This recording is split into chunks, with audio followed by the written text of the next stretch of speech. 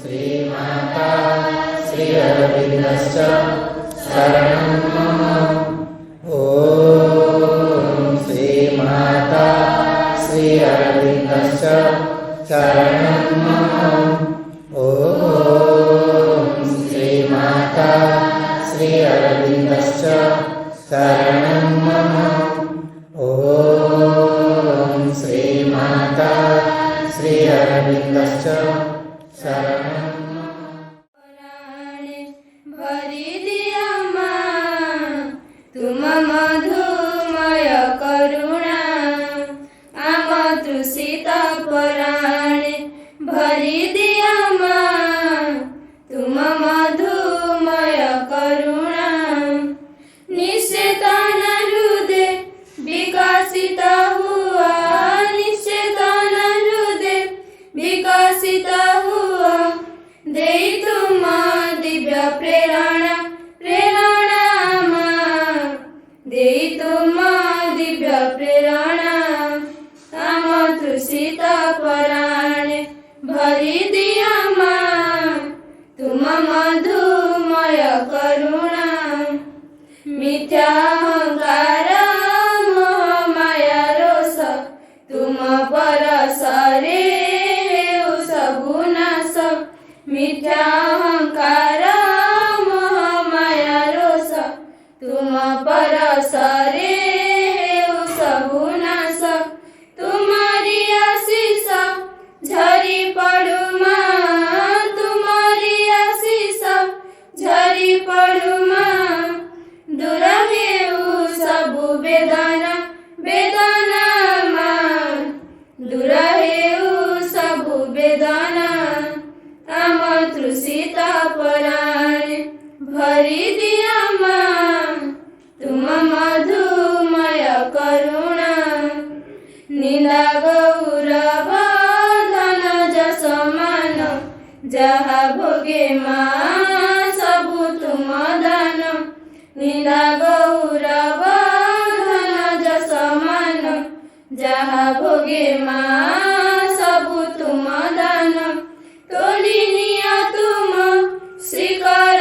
जुगले तोली निया तुम श्रीकर जुगले टूटाई कामना वासना वासना मां टूटाई कामना वासना आम तृषित पराणे भरी दिया मां तुम मधुमय करुणा विवादे विषादे हरसे विरसे प्रतिक्षणे मां तुम रूप भासे विवादे विषादे हरसे विरसे प्रतिक्षणे मां तुम रूप भासे अंतर मरुरे प्रवाहित हेउ अंतर मरुरे प्रवाहित हेउ तुम्हारी अमीय झरणा झरणा मां तुम्हारी अमीय झरणा आम तृषित पराणे भरी दिया मां तुम मधुमय करुणा आम तृषित पराणे भरी दिया मां तुम मधुमय करुणा निश्चेतन हृदय विकसित हुआ निश्चेतन हृदय विकसित हुआ दे तुम दिव्य प्रेरणा प्रेरणा मां दे तुम दिव्य प्रेरणा आम तृषित पराणे भरी दिया मां तुम मधुमय करुणा। महिमा परम प्रभु श्री अरविंद एवं उपस्थित मातृ संतान भाई अपा माने गोटे वर्ष सरीगला परे पुणी आसंता वर्षर 25-26 डिसेम्बर को केवल साधना मंदिर मातृ परिवार अपा भाई नुहे समग्र जिले रे एवं जिला बाहर रोथुआ मध्य साधना मंदिर भाई अपा मानकर गोटे प्रतीक्षा थाए जे केतेबेले शिविर सूचनाटी आसीबो ଅନ୍ତତଃ ସ୍ଥୂଳ ଭାବରେ ଯାଇ ନପାରିଲେ ବି ସୂକ୍ଷ୍ମ ଭାବରେ ଥାଇ ସେମାନେ ପ୍ରାର୍ଥନା କରନ୍ତି, ପଚାରି ବୁଝୁଥାନ୍ତି ବାରମ୍ବାର ଶିବିର କଥା। ଠିକ୍ ସେମିତି ଭାବରେ ଆମେ ବି ଅପେକ୍ଷା କରିଥାଉ ଯେଉଁମାନେ ସ୍ଥୂଳ ଭାବରେ ଏଠି ଅଛୁ, ସେ ଦିନଟି କେତେବେଳେ ଆସିବ, କେମିତି ଭାବରେ ଅନୁଷ୍ଠିତ ହେବ, ଏବଂ ମାଆଙ୍କୁ ନିରନ୍ତର ପ୍ରାର୍ଥନା କରିଚାଲୁ ଆମକୁ ସାମଗ୍ରିକ ଭାବରେ ସେ କାର୍ଯ୍ୟକ୍ରମଟି ପାଇଁ ପ୍ରସ୍ତୁତ କରନ୍ତୁ। କାରଣ ମାନସିକ, ପ୍ରାଣିକ ବା ଶାରୀରିକ ଭାବେ ପ୍ରସ୍ତୁତ ହେବା ଖୁବ୍ ସହଜ କଥା, କିନ୍ତୁ ଚେତନାଗତ ଭାବରେ ପ୍ରସ୍ତୁତ ହେବା କଷ୍ଟସାଧ୍ୟ ବି ଆଉ ସହଜ ବି, ନିର୍ଭର କରେ ଆମମାନଙ୍କର ଆନ୍ତରିକତା ଏବଂ ନିଷ୍ଠା ଉପରେ। ତେଣୁ ନିଶ୍ଚିତ ଭାବରେ ସମସ୍ତଙ୍କର ଆକୁଳ ପ୍ରାର୍ଥନା, ଆନ୍ତରିକ ନିଷ୍ଠାପର ପ୍ରାର୍ଥନା ଆଜି ଫଳବତୀ ହେଇଛି। କାରଣ ସମୁଦାୟ ବିଶ୍ୱ ଯେତେବେଳେ କରୋନା କବଳରେ କବଳିତ ଏବଂ କାର୍ଯ୍ୟକ୍ରମ ଗୁଡ଼ାକରେ ଅନେକ ବ୍ୟତିକ୍ରମ ଘଟି ଚାଲିଛି, ସ୍ଥୂଳ କାର୍ଯ୍ୟକ୍ରମର ବ୍ୟତିକ୍ରମ ଘଟିଲେ ବି ଅନଲାଇନ୍ ଭାବରେ କାର୍ଯ୍ୟକ୍ରମ ଅବାରିତ ଭାବରେ ଜାରି ରହିଛି, ବହୁଳ ଭାବରେ। କାରଣ ସ୍ଥୂଳ ଭାବରେ ଯେତିକି କାର୍ଯ୍ୟକ୍ରମ ହେଉଥିଲା, ବର୍ତ୍ତମାନ ଏହି କୋଭିଡ଼ ପରିସ୍ଥିତିରେ କାର୍ଯ୍ୟକ୍ରମର ସଂଖ୍ୟା ପରିମାଣ ବହୁତ ବଢ଼ିଯାଇଛି। କିନ୍ତୁ ମା ଆମକୁ କୃପା କଲେ ନିଶ୍ଚିତ ଭାବରେ ଯେ ଆମେ ସ୍ଥୂଳ ଭାବରେ ଆଜି ଏ କାର୍ଯ୍ୟକ୍ରମରେ ଅଂଶଗ୍ରହଣ କରିପାରିଛେ, ସ୍ଥୂଳ ଭାବରେ ଆୟୋଜନ ହୋଇପାରିଛି କାର୍ଯ୍ୟକ୍ରମ, ଏବଂ ଆମେମାନେ ଆହୁରି ଭାଗ୍ୟବାନ ଏ କାର୍ଯ୍ୟକ୍ରମରେ ସ୍ଥୂଳ ଭାବରେ ଅଂଶଗ୍ରହଣ କରିବାର ସୌଭାଗ୍ୟ ହିଁ ପାଇଛେ। ତେଣୁ ଏ ସବୁଥାଇ ପାଇଁ ଯିଏ ଦାୟୀ, ସେ କରୁଣାମୟୀ ମାଆଙ୍କ ପାଖରେ ଆମେ କୃତଜ୍ଞ ରହିବା ଯେ ତାଙ୍କ ସାନ୍ନିଧ୍ୟରେ ପୁଣି ଏକ ଦିବ୍ୟ କାର୍ଯ୍ୟରେ ଅଂଶଗ୍ରହଣ କରିବାର ସୁଯୋଗ ସେ ଆମକୁ କୃପା କରି ଦେଇଛନ୍ତି। ଆଜି ଏ ପରିସ୍ଥିତିରେ ଏହି ଶୁଭ ମୁହୂର୍ତ୍ତରେ ମାଆଙ୍କୁ, ମା ତ ସ୍ୱତଃ ଭାବରେ ନିମନ୍ତ୍ରିତ, ସ୍ୱତଃ ଭାବରେ ସ୍ୱାଗତ ଯୋଗ୍ୟା, ତଥାପି ସ୍ଥୂଳ ଭାବରେ ଆମେ ଆମ ମାନୁଷୀ ମନରେ, ମାନୁଷୀ ଭାଷାରେ ମାଆଙ୍କୁ, ପ୍ରଭୁଙ୍କୁ ଏ ପରିବେଶ ମଧ୍ୟକୁ ସ୍ୱାଗତ କରୁଛୁ, ନିମନ୍ତ୍ରଣ କରୁଛୁ ଏବଂ ମାଆଙ୍କୁ ସେଇ ସ୍ୱାଗତ ସମ୍ବର୍ଦ୍ଧନା ଜଣାଇବା ସହ ସମସ୍ତ ଅପାଭାଇମାନଙ୍କୁ ସ୍ୱାଗତ କରିବା ସହ ଆଜି ବିଷୟବସ୍ତୁର ସାମାନ୍ୟ ସଂକ୍ଷିପ୍ତ ଉପକ୍ରମ ଦେବା ପାଇଁ ମୁଁ ଧୀରେନ ଭାଇଙ୍କୁ ଅନୁରୋଧ କରୁଛି। ଧୀରେନ ଭାଇ। ପରମ କାରୁଣିକ ପ୍ରଭୁ ଶ୍ରୀ ଅରବିନ୍ଦ, କରୁଣାମୟୀ ଦିବ୍ୟ ଜନନୀ ଶ୍ରୀମା, ଉପସ୍ଥିତ ସମସ୍ତ ମାତୃସନ୍ତାନ ଏବଂ ମଞ୍ଚାସୀନ ସମ୍ମାନୀୟ ଶ୍ରୀଧର ଭାଇ, ସମ୍ମାନୀୟ ରମେଶ ଭାଇ, ଆଜି ସାଧନା ମନ୍ଦିରର ଯୁବ ଛାତ୍ର ଶିକ୍ଷା ଶିବିରର 28ତମ ବାର୍ଷିକ ଅଧିବେଶନ। 3 ଦିନ ବ୍ୟାପୀ ଏହି ବାର୍ଷିକ ଅଧିବେଶନରେ ଆମେ ସମସ୍ତେ ଏଠି ମାଆଙ୍କ ସାନ୍ନିଧ୍ୟ ପାଇବା, ମାଆଙ୍କ ଉପସ୍ଥିତିକୁ ଅନୁଭବ କରିବା ଏବଂ ମାଆଙ୍କ ସାନ୍ନିଧ୍ୟରେ ନେଇ ଆମର ନିଜର ଚେତନାର ବୃଦ୍ଧିରେ କିପରି ଆଗେଇ ଚାଲିବା, ସେଥିପାଇଁ ନିରନ୍ତର ପ୍ରାର୍ଥନା ହେବା ଆମର ବିଧେୟ। ଏ ଅବସରରେ এই ଯେଉଁ ବିରାଟ ଆୟୋଜନ, ୟା ପଶ୍ଚାତରେ ଯେଉଁ ପରମ ଶକ୍ତି, ସେଇ ଦିବ୍ୟ ଜନନୀ ପରମ ପ୍ରଭୁଙ୍କୁ ପ୍ରଥମେ ମୁଁ ସ୍ୱାଗତ ସମ୍ବର୍ଦ୍ଧନା ଜ୍ଞାପନ କରୁଛି ଅନୁଷ୍ଠାନ ତରଫରୁ ଏବଂ ତାଙ୍କରି ଆଶୀର୍ବାଦ, ତାଙ୍କରି କୃପା ଆମ ଭିତରେ ସମସ୍ତଙ୍କ ପାଇଁ ସର୍ବଦା ରହିଥାଉ। ଆମେ ତାଙ୍କରି ପଥ ଧରି, ତାଙ୍କରି ହାତ ଧରି ସେଇ ପରମ ସୌଭାଗ୍ୟ ଅର୍ଜନ କରି ଆମ ଜୀବନକୁ ଗଢ଼ି ତୋଳୁ, ଆଗେଇ ଚାଲୁ। ନିରନ୍ତର ଭାବରେ ଆମର ଏହି ପ୍ରାର୍ଥନା ରହୁ ଏବଂ ଆଜିର ଯେଉଁ এই ବିରାଟ ଆୟୋଜନରେ ଯେଉଁ ମୁଖ୍ୟ ପରୋଧା ଏବଂ ସବୁକିଛିର ଭାର ବହନ କରି ସେଇ ପରମ ପାଦ, ସେ ପଦ୍ମମୟୀ ସେ କରୁଣାମୟୀ ଦିବ୍ୟ ଜନନୀ ପରମ ପ୍ରଭୁ ସର୍ବେନ୍ଦୁଙ୍କର ପାଦପଦ୍ମରେ ମୋର ଭକ୍ତିପୂତ ଶ୍ରଦ୍ଧାଞ୍ଜଳି ଜ୍ଞାପନ କରୁଛି। ଆଜିର এই ଯେଉଁ ବିଷୟବସ୍ତୁଟି ଆଜି ଅଛି, ଆଗେଇ ଚାଲ ନିରନ୍ତର, ଏ ପରିପ୍ରେକ୍ଷୀରେ ମୁଁ ସମ୍ୟକ ଭାବରେ କିଛି କହିବି, ଦୁଃସାଧ୍ୟ କରିବି କହିବା ପାଇଁ। କାରଣ ପ୍ରଶାନ୍ତ ମହାସାଗରର ଗଭୀରତା ମାପିବା ଯେପରି ଅସମ୍ଭବ, ସେହିପରି ଶ୍ରୀ ଅରବିନ୍ଦଙ୍କର ବା ମାଙ୍କର କୌଣସି କଥା କହିବା ମଧ୍ୟ ଅସମ୍ଭବ ମନେ କରେ ମୁଁ। ସେତେ ବଡ଼ ଜ୍ଞାନ ମୋ ପାଖରେ ନାହିଁ, ସେତେ ସାଧନା ମୋର ନାହିଁ, ସେତେ ଯୋଗ୍ୟତା ମୋର ନାହିଁ। ତଥାପି ସ୍ଥୂଳ ଭାବରେ ସମ୍ୟକ ଭାବରେ କିଛି କହିବା ପାଇଁ ମୁଁ ପ୍ରଚେଷ୍ଟା କରିବି।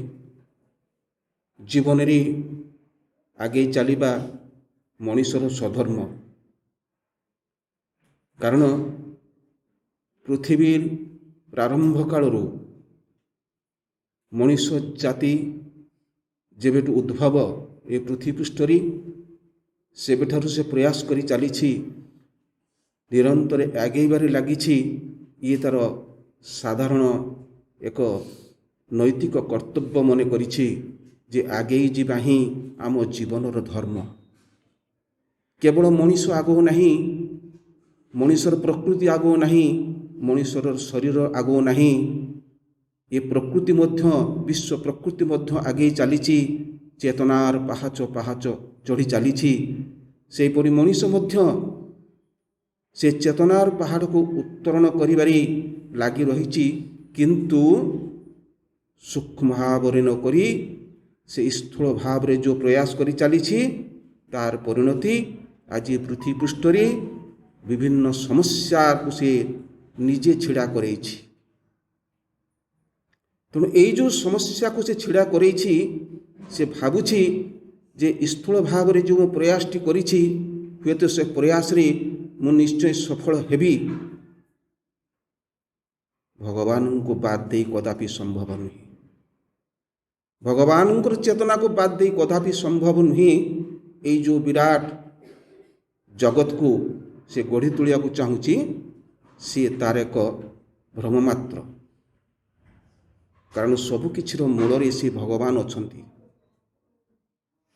ମା ଗୋଟିଏ କଥା କହିଛନ୍ତି, ମଣିଷ ଯଦି ଆଧ୍ୟାତ୍ମିକକୁ ବାଛି ନିଅନ୍ତା, ତେବେ ସବୁକିଛିର ସମାଧାନ ହୋଇଯାଆନ୍ତା।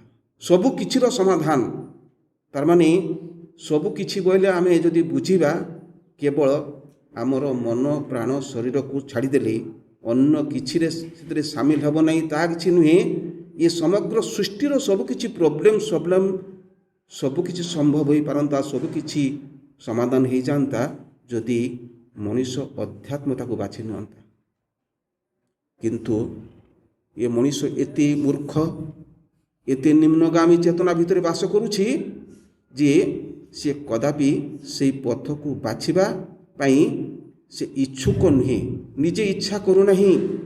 ତେଣୁ ଆଜିର ପୃଥିବୀ ପୃଷ୍ଠରେ ଦେଖା ଦେଇଥିବା ବିଭିନ୍ନ ପ୍ରକାର ବ୍ୟାଧି, ବିଭିନ୍ନ ପ୍ରକାର ଦୁର୍ବିପାକ, ବିଭିନ୍ନ ପ୍ରକାର ସମସ୍ୟା, ଦେଶ ଦେଶ ଭିତରେ ସମସ୍ୟା, ଜାତି ଜାତି ଭିତରେ ସମସ୍ୟା, ସବୁକିଛିର ସମସ୍ୟା ଭିତରେ ଗୋଟିଏ କାରଣ ରହିଛି ଯେ ସେ ଅଧ୍ୟାତ୍ମତାକୁ ସ୍ୱୀକାର କରୁନାହିଁ, ତାକୁ ସେ ବାଧା ଦେଉଛି। କେଉଁଥିରେ ବାଧା ଦେଉଛି? ନା ନିଜ ମନରେ ବାଧା ଦେଉଛି, ନିଜ ପ୍ରାଣରେ ବାଧା ଦେଉଛି ଏବଂ ନିଜ ଶରୀର ମାଧ୍ୟମରେ ବାଧା ଦେଉଛି। ଯଦି ସେ ଇଚ୍ଛା କରନ୍ତା, ଏହି ବାଧାଟାକୁ ପରିତ୍ୟାଗ କରି କେବଳ ଭଗବାନଙ୍କ ଶ୍ରୀଚରଣ ତଳେ ନିଜକୁ ନିବେଦନ କରିପାରନ୍ତା, ନିଜକୁ ସମର୍ପଣ କରିଦେଇପାରନ୍ତା, ପ୍ରଭୁ ତୁମ ଇଚ୍ଛା ପୂର୍ଣ୍ଣ ହେଉ, ମୋ ଇଚ୍ଛା ପୂର୍ଣ୍ଣ ନ ହେଉ, ଏତିକି ଯଦି ସ୍ୱୀକାର କରିନିଅନ୍ତା, ଏତିକି ଯଦି ପ୍ରାର୍ଥନା କରିଦେଇପାରନ୍ତା, ତେବେ ସବୁକିଛିର ସମାଧାନ ହୋଇଯାଇପାରନ୍ତା। ଏହିପରି ବେଶୀ କିଛି କହିବି ନାହିଁ। ମୁଁ ପ୍ରଥମରେ କହିଛି ମୋର ସେତିକି ଜ୍ଞାନ ନାହିଁ କହିବାର। ତେଣୁ ଦୁଷ୍ଟତା ମୋର, ମା କ୍ଷମା ପ୍ରାର୍ଥନା, ଦୁଷ୍ଟତା ମୋର କ୍ଷମା କରିବି। ତେବେ ମାଙ୍କର ଦୁଇଟି ବାଣୀ ମୁଁ ଏଠି ଉଦ୍ଧାର କରୁଛି। ମା କହୁଛନ୍ତି, everything that does not progress necessarily declines and recedes. ଯାହା କିଛି ଅଗ୍ରଗତି କରେ ନାହିଁ, ସ୍ୱତଃ ସେ ସବୁର ଅବନତି ଘଟେ ଓ ଧ୍ୱଂସ ହୁଏ। ଦେଖନ୍ତୁ, ଆଜି ପୃଥିବୀ ପୃଷ୍ଠରେ ଯାହା କିଛି ଘଟୁଛି, ଯାହା କିଛି ହେଉଛି, କେବଳ ମଣିଷର ନିଜର କର୍ମ ତାକୁ ଆଜି ଫଳବତୀ କରେଇଛି। ନିଜେ ନିଜର ଧ୍ୱଂସର ବାଟ ବାଟି ନେଇଛି, ନିଜେ ନିଜର ଧ୍ୱଂସକୁ ଡାକି ଆଣୁଛି। ପ୍ରୋଗ୍ରେସ ନାମରେ ଯେଉଁ ଚିନ୍ତାଧାରାଟି ସେ କରିଛି, ସେ ପ୍ରୋଗ୍ରେସ ନୁହେଁ, ସେ ଧ୍ୱଂସ। କାରଣ ପ୍ରୋଗ୍ରେସ କାହାକୁ କୁହାଯାଏ? ଆମେ ଯଦି ଭାବିବା, ଶିଶୁଟିଏ ପ୍ରଥମ ଶ୍ରେଣୀରୁ ପାଠ ଆରମ୍ଭ କଲା ଏବଂ ଦିନେ ସେ IAS ଅଫିସରେ ବାହାରିଗଲା, ଆମେ ତାକୁ ପ୍ରୋଗ୍ରେସ ବୋଲି କହିପାରିବା କି? ହଁ, ଯଦି ତାକୁ ଆମେ ପ୍ରୋଗ୍ରେସ ବୋଲି କହିପାରିବା, ସ୍ଥୂଳ ଭାବରେ ହୁଏତ ସେ ପ୍ରୋଗ୍ରେସ କରିଗଲା, କିନ୍ତୁ IAS ଅଫିସର ହେଇଗଲା ପରେ ତାପରେ ଦୁର୍ନୀତିର ପାହାଚ ଚଢ଼ିବାକୁ ଆରମ୍ଭ କରିଦେଲା। ସେ ଦୁର୍ନୀତିର ପାହାଡ଼ ଭିତରେ ସେ ଏମିତି ଭାବରେ ଛନ୍ଦି ହେଇଯାଏ, ଯାହାଫଳରେ ତାକୁ ଦିନେ ଜେଲର ଦ୍ୱାର ଦେଖାଯାଏ। ଆମେ ତାକୁ ପ୍ରୋଗ୍ରେସ ବୋଲି କହିବା କି? ଅଥବା ତା ଜୀବନ ଧନ୍ୟ ହେଲା ବୋଲି କହିବା କି? ହୁଏତ ବାପା ମା ସେଥିରେ ଗର୍ବିତ ହୋଇପାରନ୍ତି, ହୁଏତ ସେଥିରେ ନିଜକୁ ଧନ୍ୟ କରିପାରନ୍ତି ଯେ ଯାହା ହେଉ ମୋ ପୁଅ ଆଜି IAS ଅଫିସରେ ବାହାରିଗଲା, ମୋ ପୁଅ ଆଜି IPS ଅଫିସରେ ବାହାରିଗଲା, ମୋ ଘରକୁ ଆଜି ପ୍ରତି ମାସରେ 1.5 ଲକ୍ଷ 2 ଲକ୍ଷ ଟଙ୍କା ଆସୁଛି, ଅଥବା କୋଟିଏ କୋଟିଏ ଟଙ୍କା ଆସୁଛି। ଏଟାକୁ ଆମେ ଯଦି ଭାବି ନେବା ଯେ ସେ ଆଗେଇ ଚାଲିଛି, ବହୁତ ବହୁତ ଅଗ୍ରଗତି କରି ଚାଲିଛି, ତେବେ ଏ ଭୁଲ ଧାରଣାଟିକୁ ମନ ଭିତରୁ ପୋଛି ଦେବା ଉଚିତ। କେବଳ ଭଗବାନଙ୍କର ସାନ୍ନିଧ୍ୟରେ ହିଁ ଜୀବନ ବଞ୍ଚି ତାଙ୍କରି କାର୍ଯ୍ୟରେ ସାମିଲ ହୋଇ ଯିଏ ନିରନ୍ତର ଆଗେଇ ଚାଲିପାରେ, ସେ ଯେତିକି ଆଗଉ ଯଦି ସେ ଦରିଦ୍ର ହୋଇ ମଧ୍ୟ ଆଗେଇ ଚାଲେ, ତଥାପି ତା ଜୀବନଟି ଧନ୍ୟ ହୋଇଥାଏ ଏବଂ ପ୍ରକୃତରେ ତାକୁ କୁହାଯାଏ ଯେ ପ୍ରକୃତରେ ସେ ଆଗେଇ ଚାଲିଛି। କାରଣ ସେ ଆଗଉଛି ସ୍ଥୂଳ ଭାବରେ ନୁହେଁ, ତାର ଚେତନାର ସ୍ତରରେ ମଧ୍ୟ ସେ ଆଗେଇ ଚାଲିଛି, ଯେହେତୁ ଭଗବାନ ତାଙ୍କ ପାଖରେ ଅଛନ୍ତି। ତେଣୁ ଆମେ ଏଇଠି ଗୋଟିଏ କଥା ମନେ ରଖିବା ଉଚିତ, ଆମ ଭିତରେ ସଚେତନତାର ଆବଶ୍ୟକ, ଆମ ଭିତରେ ସତର୍କତାର ଆବଶ୍ୟକ, ଆମ ଭିତରେ ଜାଗରୂକତାର ଆବଶ୍ୟକ ହେଉଛି। ଆଧ୍ୟାତ୍ମିକ ଜୀବନ ପ୍ରତ୍ୟାଖ୍ୟାନ କରିବା ଆବଶ୍ୟକତା ନା ଆଧ୍ୟାତ୍ମିକକୁ ଗ୍ରହଣ କରି, ଭଗବାନଙ୍କୁ ଗ୍ରହଣ କରି, ଭଗବାନଙ୍କ ସାଥିରେ ଆମେ ମିଶି ହେଇ ଜୀବନକୁ ଆଗେଇ ନେଇ ଚାଲିବା, ଏଥିରେ ଆମର ସାର୍ଥକତା ରହିଛି। ଏଇଟା ଆମକୁ ବାଛିବାକୁ ପଡ଼ିବ, ଜାଣିବାକୁ ପଡ଼ିବ। ଆମର ଗୋଟେ କଥା ମନେ ରଖିବା ଉଚିତ,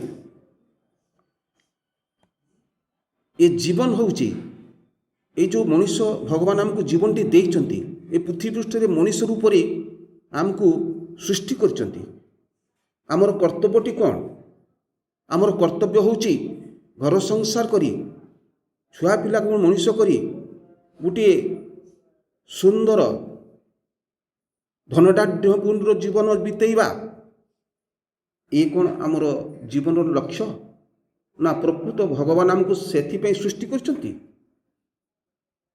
ମା ବହିରେ କୁହାଯାଇଛି, ଶ୍ରୀ ଅରବିନ୍ଦ ଲେଖିଛନ୍ତି, ତୁମକୁ ତୁମର ଜୀବନ ଦିଆହେଇଛି ଭଗବାନଙ୍କୁ ଅଭିବ୍ୟକ୍ତି କରିବା ସକାଶେ, ଭଗବାନଙ୍କ ସକାଶେ ତୁମର ଜୀବନ ଦିଆହେଇଛି।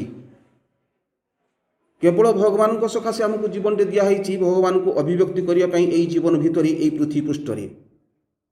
ଆମେ କ'ଣ ତାହା କରୁଛୁ କି? ଆମେ ସେଥିପାଇଁ ଆଗେଇ ଚାଲୁଛୁ କି? ସେଥିପାଇଁ ପ୍ରୟାସ କରି ଚାଲୁଛୁ କି? ଯଦି ତାହା କରିଥାଉ, ତେବେ ଆମର କର୍ତ୍ତବ୍ୟଟି କ'ଣ ହେବା ଉଚିତ? ସ୍ଥୂଳ ଭାବରେ ହେଉ ଅଥବା ସୂକ୍ଷ୍ମ ଭାବରେ ହେଉ। ଆମେ ସୂକ୍ଷ୍ମତାକୁ ଦେଖିପାରୁନାହୁଁ, କିନ୍ତୁ ସ୍ଥୂଳତାକୁ ଦେଖିପାରୁଛୁ। ଯଦି ସ୍ଥୂଳତାକୁ ଦେଖିପାରୁଛୁ, ତେବେ ସ୍ଥୂଳ ଭାବରେ ସେ କର୍ମଟି କିପରି ଭାବରେ କରି ଚାଲିଛୁ, ସେଟାକୁ ଆମକୁ ବିଚାର କରିବାକୁ ପଡ଼ିବ, ଆମକୁ ଅନୁସରଣ କରିବାକୁ ପଡ଼ିବ। ହଁ, ଯୁଗେ ଯୁଗେ ମଣିଷ ଆଜି ପ୍ରୟାସ କରି ଚାଲି ଆସିଛି, ପ୍ରୟାସ କରି କରି ଆଜି ଆସି ବିଜ୍ଞାନର ଶୀର୍ଷ ଦେଶରେ ପହଞ୍ଚି ଯାଇଛି।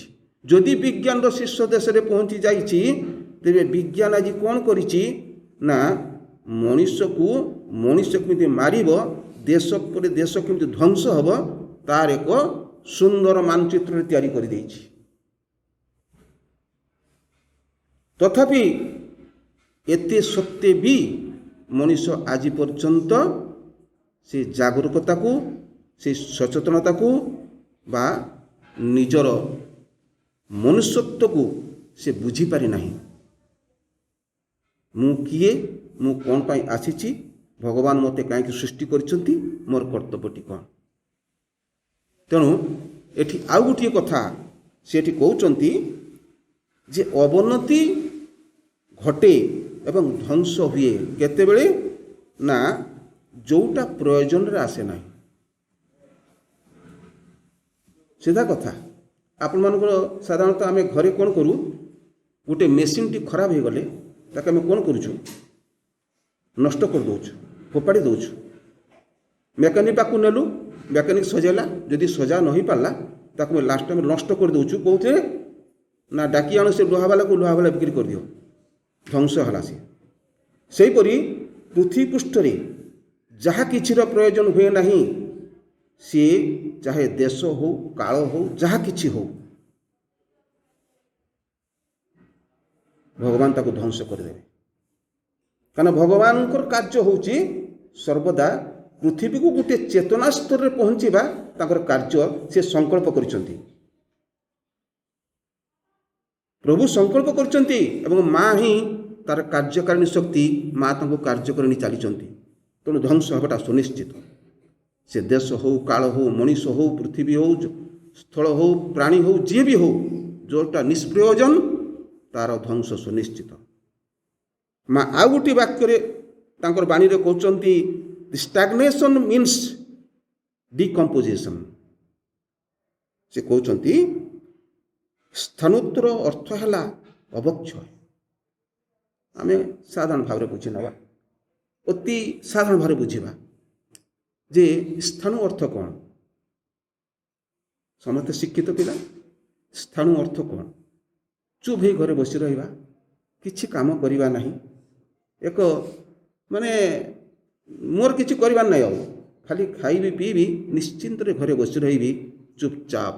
ସକାଳୁ ଉଠିଲି, ଖାଇଲି ପିଇଲି, ରାତି ହେଲା ମୁଁ ଶୋଇଗଲି, ଯାଅ ସରିଗଲା ମୋ କାମ। ଆଜି ଡାକ୍ତର ପାଖକୁ ଯିବେ, କ'ଣ ହେଇଛି ନା ପେଟଟା କ'ଣ ଭଲ ଲାଗୁନି, ମୋ ଝାଡ଼ା ଟିକେ ସଫା ହେଉନି। କ'ଣ ହେଲା ଆପଣଙ୍କର? ଆଉ କିଏ ଗଲା, ମୋତେ ଡାଇବେଟିସ୍ ଧରିନେଲା। ଆଉ କିଏ ଗଲା, କ'ଣ ହେଲା, ମୋତେ ବାତ ରୋଗ ମୋତେ ମାରୁଛି।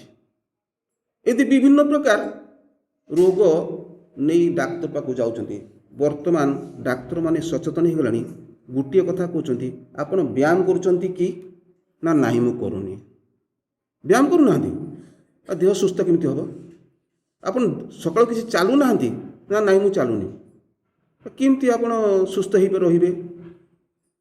ବର୍ତ୍ତମାନ ଡାକ୍ତରମାନେ ଚିନ୍ତା କରି ଦେଖିଲେଣି, ତାଙ୍କର ଡାକ୍ତରୀ ଶାସ୍ତ୍ରର ସବୁକିଛିକୁ ପ୍ରୟୋଗ କରି ସାରିବା ପରେ ସେଇ ରାସ୍ତାକୁ ପୁଣି ଫେରି ଆସିଲେଣି ଯେ ପ୍ରଥମେ ସେ କହୁଛନ୍ତି ଆପଣ ସକାଳୁ ଉଠି ଚାଲନ୍ତୁ, ଆପଣ କିଛି ବ୍ୟାୟାମ କରନ୍ତୁ, ଆପଣ କିଛି କର୍ମ କରନ୍ତୁ, ଫିଜିକାଲ ୱାର୍କ, ଏବଂ ତା ସହିତ ଉତ୍ତମ ଖାଦ୍ୟଟି ଗ୍ରହଣ କରନ୍ତୁ, ତେବେ ଆପଣ ସୁସ୍ଥ ରହିବେ। ଏହି ପରିପ୍ରେକ୍ଷୀରେ ବହୁତ ପ୍ରାଚୀନ କଥାରେ ମୁଁ କହୁଛି, ଆପଣ ସମସ୍ତେ ଜାଣନ୍ତୁ, ସମସ୍ତେ ଜାଣିଛନ୍ତି ଭାରତବର୍ଷର ଡକ୍ଟର୍ସ ଡେ ପାଳନ କରାଯାଏ।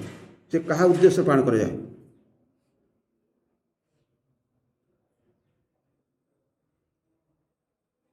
କଲିକତାର ଡକ୍ଟର ଜଣେ ବିଧାନଚନ୍ଦ୍ର ରାୟ, ଡକ୍ଟର ବିଧାନଚନ୍ଦ୍ର ରାୟ, ସେ ସେମିତି ଡକ୍ଟରଟେ ଥିଲେ। ତାଙ୍କ ଯୋଗୁଁ ଡକ୍ଟର୍ସ ଡେ ପାଳନ କରାଯାଏ ଭାରତବର୍ଷରେ। ଥରେ ଗୋଟେ ରୋଗୀ ତାଙ୍କ ପାଖକୁ ଗଲା, କହିଲା ସାର୍ ମୋତେ ଜ୍ୱର ହେଉଛି, ଭୟଙ୍କର ଜ୍ୱର ମୋତେ ଛାଡ଼ୁନି। ଆଚ୍ଛା, କ'ଣ ଖାଉଛ ତୁମେ? ନା ଜ୍ୱର ହେଉଛି ତ ରୁଟି ଖାଉଛି, ଅମକା ସମକା କହିଲା। ସେ କହିଲା ତୁମେ ମେଡ଼ିସିନ ତ ମୁଁ ଦେବିନି, ତୁମକୁ ଭଲ ମେଡ଼ିସିନଟେ ବତେଇ ଦେଉଛି, ତୁମ ଘରେ ଅଛି ସେ ମେଡ଼ିସିନଟା। କ'ଣ କରିବି? ତୁମେ ଘରକୁ ଯାଅ, ପଖାଳ ଭାତ ତୁମ ଘରେ ଅଛି? ହଁ ଅଛି ସାର୍। ପଖାଳ ଭାତ ଖାଇଦେଇ ଚୁପଚାପ ଶୋଇପଡ଼ିବ, ଘଣ୍ଟେ ଶୋଇବ, ତାପରେ ଯାଇ ବିଲରେ କାମ କରିବ, ତାପରେ ନ ଛାଡ଼ିଲେ ମୋ ପାଖକୁ ଆସିବ। ବିଚିତ୍ର କଥା, ରୋଗୀ ସାଙ୍ଗରେ ଜଣେ ଆଟେଣ୍ଡ ଯାଇଥିଲା, ସେ କହିଲା ସାର୍ ଇଏ କି କଥା କହୁଛନ୍ତି ସାର୍,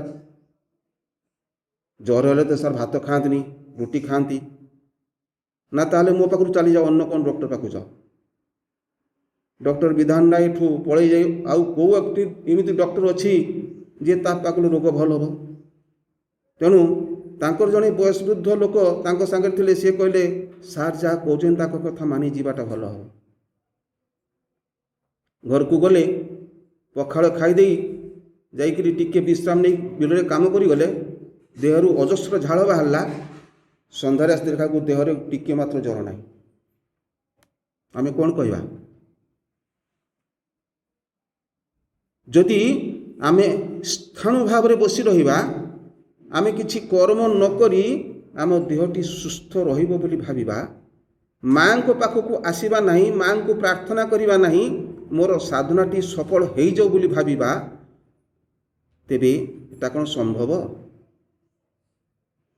ନା ନିଜକୁ ଆତ୍ମପ୍ରବଞ୍ଚନା ଦେଇ ଗୋଟେ ବୋଧ କରି ନେବାଟା ସମ୍ଭବ? କେଉଁଟା ଠିକ୍ ହେବ ଆମ ପାଇଁ?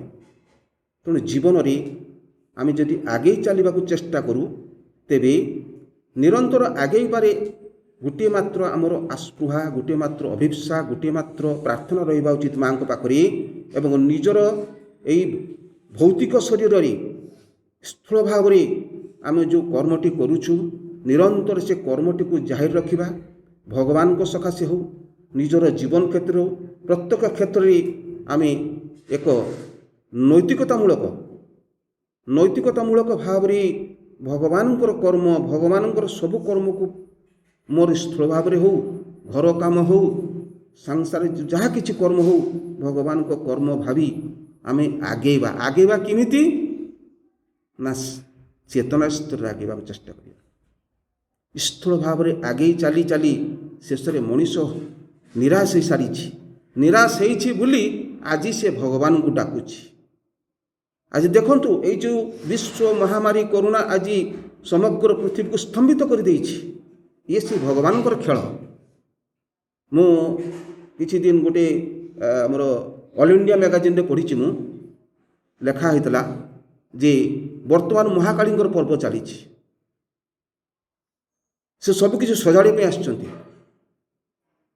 କାରଣ ବର୍ତ୍ତମାନ ପୃଥିବୀ ପୃଷ୍ଠରେ ଯେଉଁ ମହା ଅସୁର ଶକ୍ତିମାନଙ୍କର ପ୍ରାଦୁର୍ଭାବ ବ୍ୟାପି ଯାଇଛି, ତାଦ୍ୱାରା ମହାକାଳୀଙ୍କୁ ବର୍ତ୍ତମାନ ଆସିବାକୁ ପଡ଼ିଛି।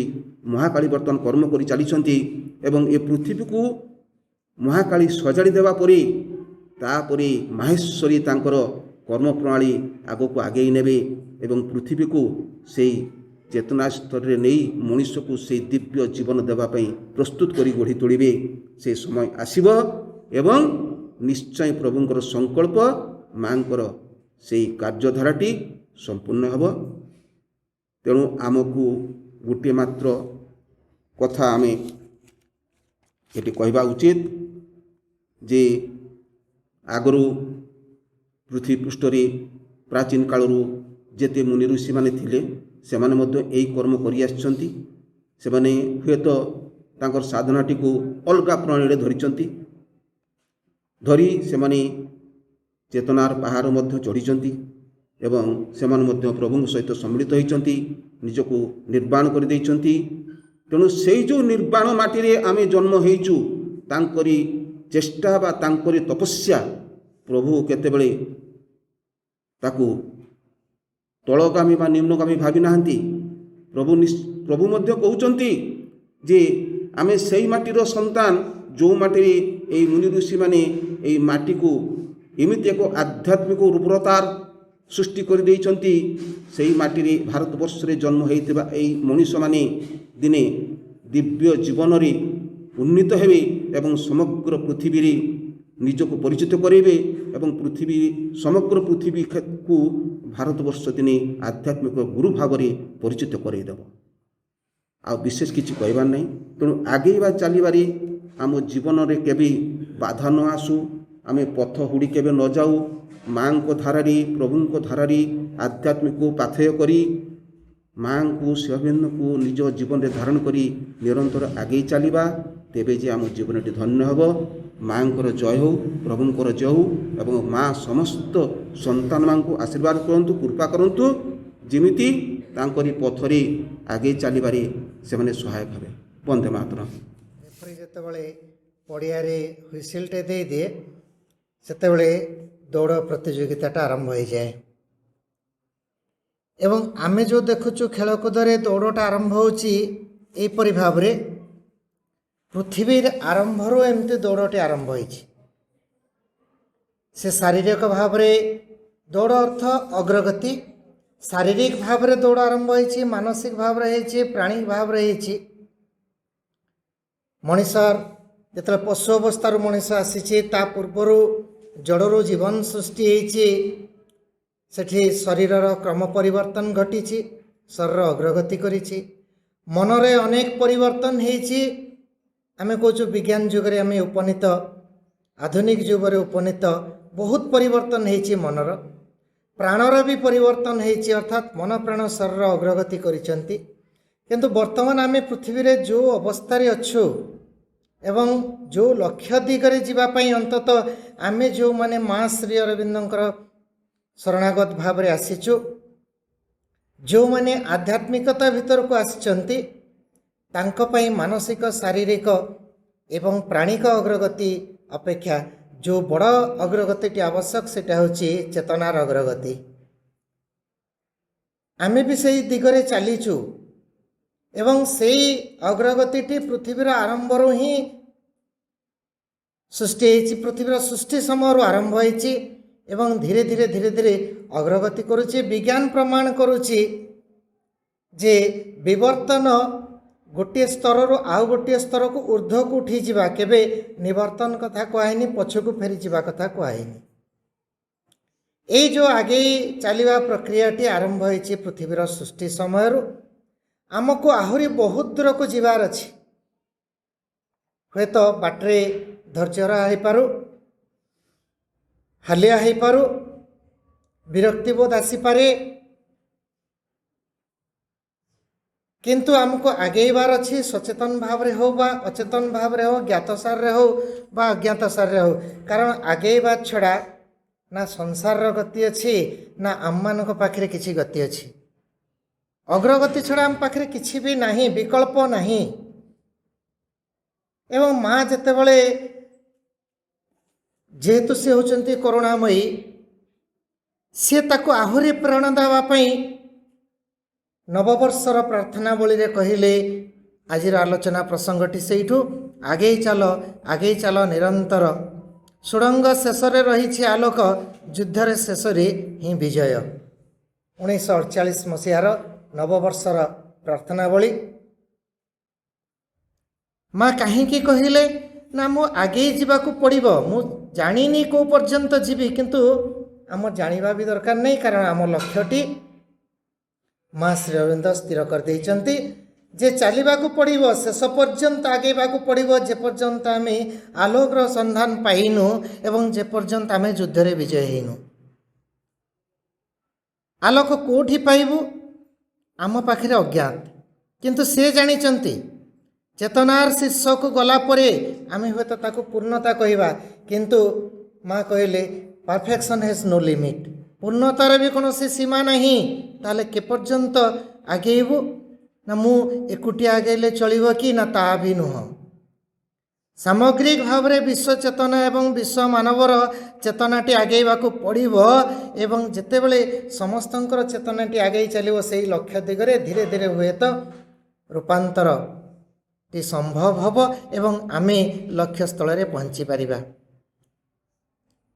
ପୁଣି ମା କହିଲେ କ'ଣ? ଏବଂ ପ୍ରଭୁ ଶ୍ରୀ ଅରବିନ୍ଦ, ଆମେ ଯେଉଁମାନେ ମା ବହି ପଢ଼ୁଛୁ, ଯେ କେବଳ ଆମର ଚାହିଁବା ତ ପ୍ରଥମ ନିହାତି ଦରକାର, ଠିକ୍ ଅଛି, ଅଭିପ୍ସା ନିହାତି ଦରକାର, କିନ୍ତୁ କେବଳ ଆମେ ଚାହିଁଦେଲେ ହେବ ନାହିଁ। କେବଳ ଅଭିପ୍ସା ଉପରେ ତାହା ନିର୍ଭର କରେ ନାହିଁ। ଅଭିପ୍ସା ସହିତ ଆମ ଭିତରେ ଆନ୍ତରିକତା ଥିବ, ନିଷ୍ଠା ଥିବ, ଶେଷ ପର୍ଯ୍ୟନ୍ତ ଚାଲିବା ପାଇଁ ଧୈର୍ଯ୍ୟ ଥିବ, ବିଶ୍ୱାସ ଥିବ, ଭରସା ଥିବ। କିନ୍ତୁ ପୁଣି ମା କହିଲେ କ'ଣ? ଯେ এই କାର୍ଯ୍ୟଟି ଆମର ବ୍ୟକ୍ତିଗତ ପ୍ରଚେଷ୍ଟାରେ ବି ହେବ ନାହିଁ। ସ୍ପଷ୍ଟ ଭାବରେ ଆମେ ମା ବହିରେ ପଢ଼ିଛୁ, ଭାଗବତୀ ଶକ୍ତିଙ୍କର କୃପା ହିଁ ଦରକାର। କିନ୍ତୁ ମା ଭୟ ବାଣୀ ଦେଲେ ଆମ ସାଙ୍ଗରେ ସେ ନିରନ୍ତର ଅଛନ୍ତି। ତମେ ଆଗେଇ ଚାଲ, ମୁଁ ତମ ସାଙ୍ଗରେ, ତମ ଆଗରେ, ତମ ପଛରେ, ତମ ଚାରିପାଖରେ ମୁଁ ରହିଛି। କାରଣ ଏ ରାସ୍ତାଟି ସେତେ ସହଜସାଧ୍ୟ ନୁହଁ। ପ୍ରତି ମୁହୂର୍ତ୍ତରେ ଯୁଦ୍ଧ ଅଛି, ପ୍ରତି ମୁହୂର୍ତ୍ତରେ ଅନ୍ଧକାର ଅଛି, ପ୍ରତି ମୁହୂର୍ତ୍ତରେ ଅଜ୍ଞାତ ବିରୋଧୀ ଶକ୍ତିର ବାଧା ବିପତ୍ତି ଆମକୁ ଆକ୍ରମଣ କରିବାକୁ ଚାହିଁ ବସିଛି। କେବଳ ଚାହିଁ ବସିଛି ନାହିଁ, ବାଧା ବାଟରେ ଗଲାବେଳକୁ ଅନେକ ସମୟରେ ସୃଷ୍ଟି କରୁଛି। ଆମେ ସଚେତନ ଥିଲେ ହୁଏତ ଜାଣିପାରୁଛୁ, ସଚେତନ ନଥିଲେ ତାହା ବି ଆମେ ଜାଣିପାରୁନାହୁଁ। ଜାଣିପାରୁନୁ ତଥାପି ଆଗେଇ ଚାଲିଛୁ। କେମିତି ସମ୍ଭବ? ନା କେବଳ ମାଙ୍କ ଲାଗି। କାରଣ ଆଗରେ ସେ ଅଛନ୍ତି, ବାଧାକୁ ପ୍ରଥମେ ସେ ସମ୍ମୁଖୀନ ହେଉଛନ୍ତି, ପଛରେ ଅଛନ୍ତି, ଆଗ ପଛ ଯୁଆଡ଼େ ଝୁଙ୍କି ପଡ଼ିଲେ ସେ ହାତଟି ଦେଇକରି ଭରାଦ ଦେବା ପାଇଁ, ଟେକି ଦେବା ପାଇଁ ଅଛନ୍ତି। କାରଣ ଏକ ମାତୃକୃପାର ଅଭୟ ସୁରକ୍ଷା ବଳ ଆମ ଚାରିପାଖରେ ସୃଷ୍ଟି କରି ଚାଲିଛନ୍ତି। କାହିଁକି? ଯେ ଗୋଟିଏ ଇଚ୍ଛା ଯେ ଏମାନେ ସମସ୍ତେ ଭଗବତ କାର୍ଯ୍ୟରେ ସହଯୋଗୀ ହୁଅନ୍ତୁ, ଲକ୍ଷ୍ୟ ଦିଗରେ ଆଗେଇ ଚାଲନ୍ତୁ, ଚେତନାରେ ଅଗ୍ରଗତି କରନ୍ତୁ। କାରଣ ତା ବ୍ୟତୀତ ରୂପାନ୍ତର ସମ୍ଭବ ନୁହେଁ ବା ନୂତନ ଜଗତ ସମ୍ଭବ ନୁହେଁ। ଏଇ ଯେଉଁ ନୂତନ ଜଗତ, ସେ ଗାନ୍ଧିଜୀଙ୍କ ରାମରାଜ୍ୟ କଥା କହିନାହାନ୍ତି ବା ସାଧାରଣରେ ଭାଷା ଆମ ଯାହା ବାହାରେ ଯେ ଗୋଟେ ସ୍ୱର୍ଗ ରାଜ୍ୟ ସୃଷ୍ଟି ହେବ, ସେମିତି ସାଧାରଣ ଭାବରେ ବି କହିନାହାନ୍ତି। ଯେପର୍ଯ୍ୟନ୍ତ ଚେତନାର ରୂପାନ୍ତର ନ ହେଇଛି ସେ ପର୍ଯ୍ୟନ୍ତ ସେ ଦିବ୍ୟ ରାଜ୍ୟର ପ୍ରତିଷ୍ଠା ନୁହଁ, ଯାହାକୁ ଆମେ ଅତିମାନସ ଜଗତ ବୋଲିକିରି କହୁଛୁ। ଏତେ ସହଜ ସାଧ୍ୟ ନୁହଁ। କିନ୍ତୁ ପ୍ରଭୁ ଶ୍ରୀ ଅରବିନ୍ଦ ସାହସ କଲେ, ଅତିମାନସଟିକୁ ଉତାରି ଆଣିଲେ ଏବଂ ମା ତାକୁ ଧରି ପୃଥିବୀ ପୃଷ୍ଠରେ କାର୍ଯ୍ୟ କଲେ। କାହା ପାଇଁ? ନା ଆମ ପାଇଁ, ଯେ ଆମର ଚେତନା ପରିବର୍ତ୍ତିତ ହେବ, ଜଗତର ଚେତନା ପରିବର୍ତ୍ତନ ହେବ, ଜଡ଼ଠୁ ଆମୂଳଚୂଳ ସବୁରି ଚେତନା ପରିବର୍ତ୍ତନ ହେବ। ତା ଫଳରେ ଆମେ ଏଇ ରାଜ୍ୟ, ଏଇ ଜଗତ ଭିତରେ ଭଗବାନଙ୍କୁ ଅବତରଣ କରି ଆଣିବା ସମ୍ଭବ ହେବ। ତାଙ୍କର ଶକ୍ତି ପ୍ରତ୍ୟକ୍ଷ କ୍ରିୟା କରିବ ଏବଂ ସେଇ ଅତିମାନସ ସୃଷ୍ଟି ହେବ, ଇତ୍ୟାଦି ଇତ୍ୟାଦି ଇତ୍ୟାଦି। ତେଣୁ ଆମକୁ ସେ କାର୍ଯ୍ୟଟି ଦିଆହେଇଛି ସେଇ ଦିଗରେ ଆଗେଇ ଚାଲିବା ପାଇଁ। ଆମେ ଯେମିତି ଭାଇ କହୁଥିଲେ, ଯଦି ବାଟରେ ଅଟକିଯିବା ଭଗବାନଙ୍କର କ୍ଷତି ହେବ ନା? ହେବ ନାହିଁ। ମା କହୁଛନ୍ତି ମଣିଷମାନେ ଯଦି ସମ୍ମତ ହେଇଯାଆନ୍ତେ, କାହିଁକି ଖୋଜୁଛନ୍ତି? ନା ଏ ସମସ୍ତଙ୍କୁ ନେଇକିରି ହିଁ ତାଙ୍କରି କାର୍ଯ୍ୟ, ଆମକୁ ଛାଡ଼ିକିରି ତାଙ୍କରି କାର୍ଯ୍ୟ ନୁହଁ। ତାହା ହେଇଥିଲେ ମା ଶ୍ରୀଅରବିନ୍ଦ ବ୍ୟକ୍ତିଗତ ସିଦ୍ଧି ଲାଭ କରିକିରି ପୃଥିବୀରେ କିଛି କିଛି ପରିବର୍ତ୍ତନ, ଅଲୌକିକତା ଦେଖେଇକିରି ପରିବର୍ତ୍ତନ କରିଥିଲେ ନା? ତା ନୁହଁ। ବରଂ ଆମର ଅଜ୍ଞାନତା ପାଇଁ, ଆମର ବୋକାମି ପାଇଁ, ଆମର ନିର୍ବୋଧ ପଣିଆ ସତ୍ତ୍ୱେ ବହୁ କଷ୍ଟ ସହି ସେ କାର୍ଯ୍ୟଟି କରିଛନ୍ତି ଏବଂ ତଥାପି ଧୈର୍ଯ୍ୟ ଧରି ଆମକୁ ଚାହୁଁଛନ୍ତି ଯେ ତମେ ଆଗେଇ ଚାଲ। ପାହାଡ଼ର ଶୀର୍ଷ ଉପରେ ମା ଠିଆ ହେଇଛନ୍ତି, ହାତଟା ବଢ଼େଇ ଦେଇଛନ୍ତି। ଆମେମାନେ ଯେଉଁ କହୁଛୁ ଅବୋଧ ସନ୍ତାନ ତୁମର ବୋଲି ବଢ଼େଇ ଦେଇଛନ୍ତି ଏବଂ ଡାକୁଛନ୍ତି, ଆସ, ତମର କାମ ହେଲା ମୋ ହାତରେ, ତମ ହାତଟାକୁ ଖାଲି ଛୁଇଁ ଦେବା, ତାପରେ ବାକି କାମ ମୁଁ କରି ନେଇଯିବି। ଆମେ ସେଥିପାଇଁ ଆଗେଇବାକୁ ପଡ଼ିବ। ଆଗେଇ ଯାଇକରି ଆମ ହାତଟାକୁ ବଢ଼େଇ ଦେଇକରି ତାଙ୍କ ହାତକୁ ଛୁଇଁ ଦେବାକୁ ପଡ଼ିବ। ହଁ ମା, ତମେ ଯେଉଁ ଆହ୍ୱାନ ଦେଇଛ, ମୁଁ ସେ ଆହ୍ୱାନରେ ସମ୍ମତି ପ୍ରକାଶ କରୁଛି। ତମ ହାତ ସହ ହାତ ମିଶାଇ ଦେଉଛି, ତମେ ମୋତେ ଯୁଆଡ଼େ ନେବା କଥା ନେଇଯାଅ। ଆମ ଭିତରେ ଅଗ୍ରଗତିର ଏଇ ଏକ ଆସ୍ପୃହା ନିରନ୍ତର ଜଳୁଥିବା ଦରକାର।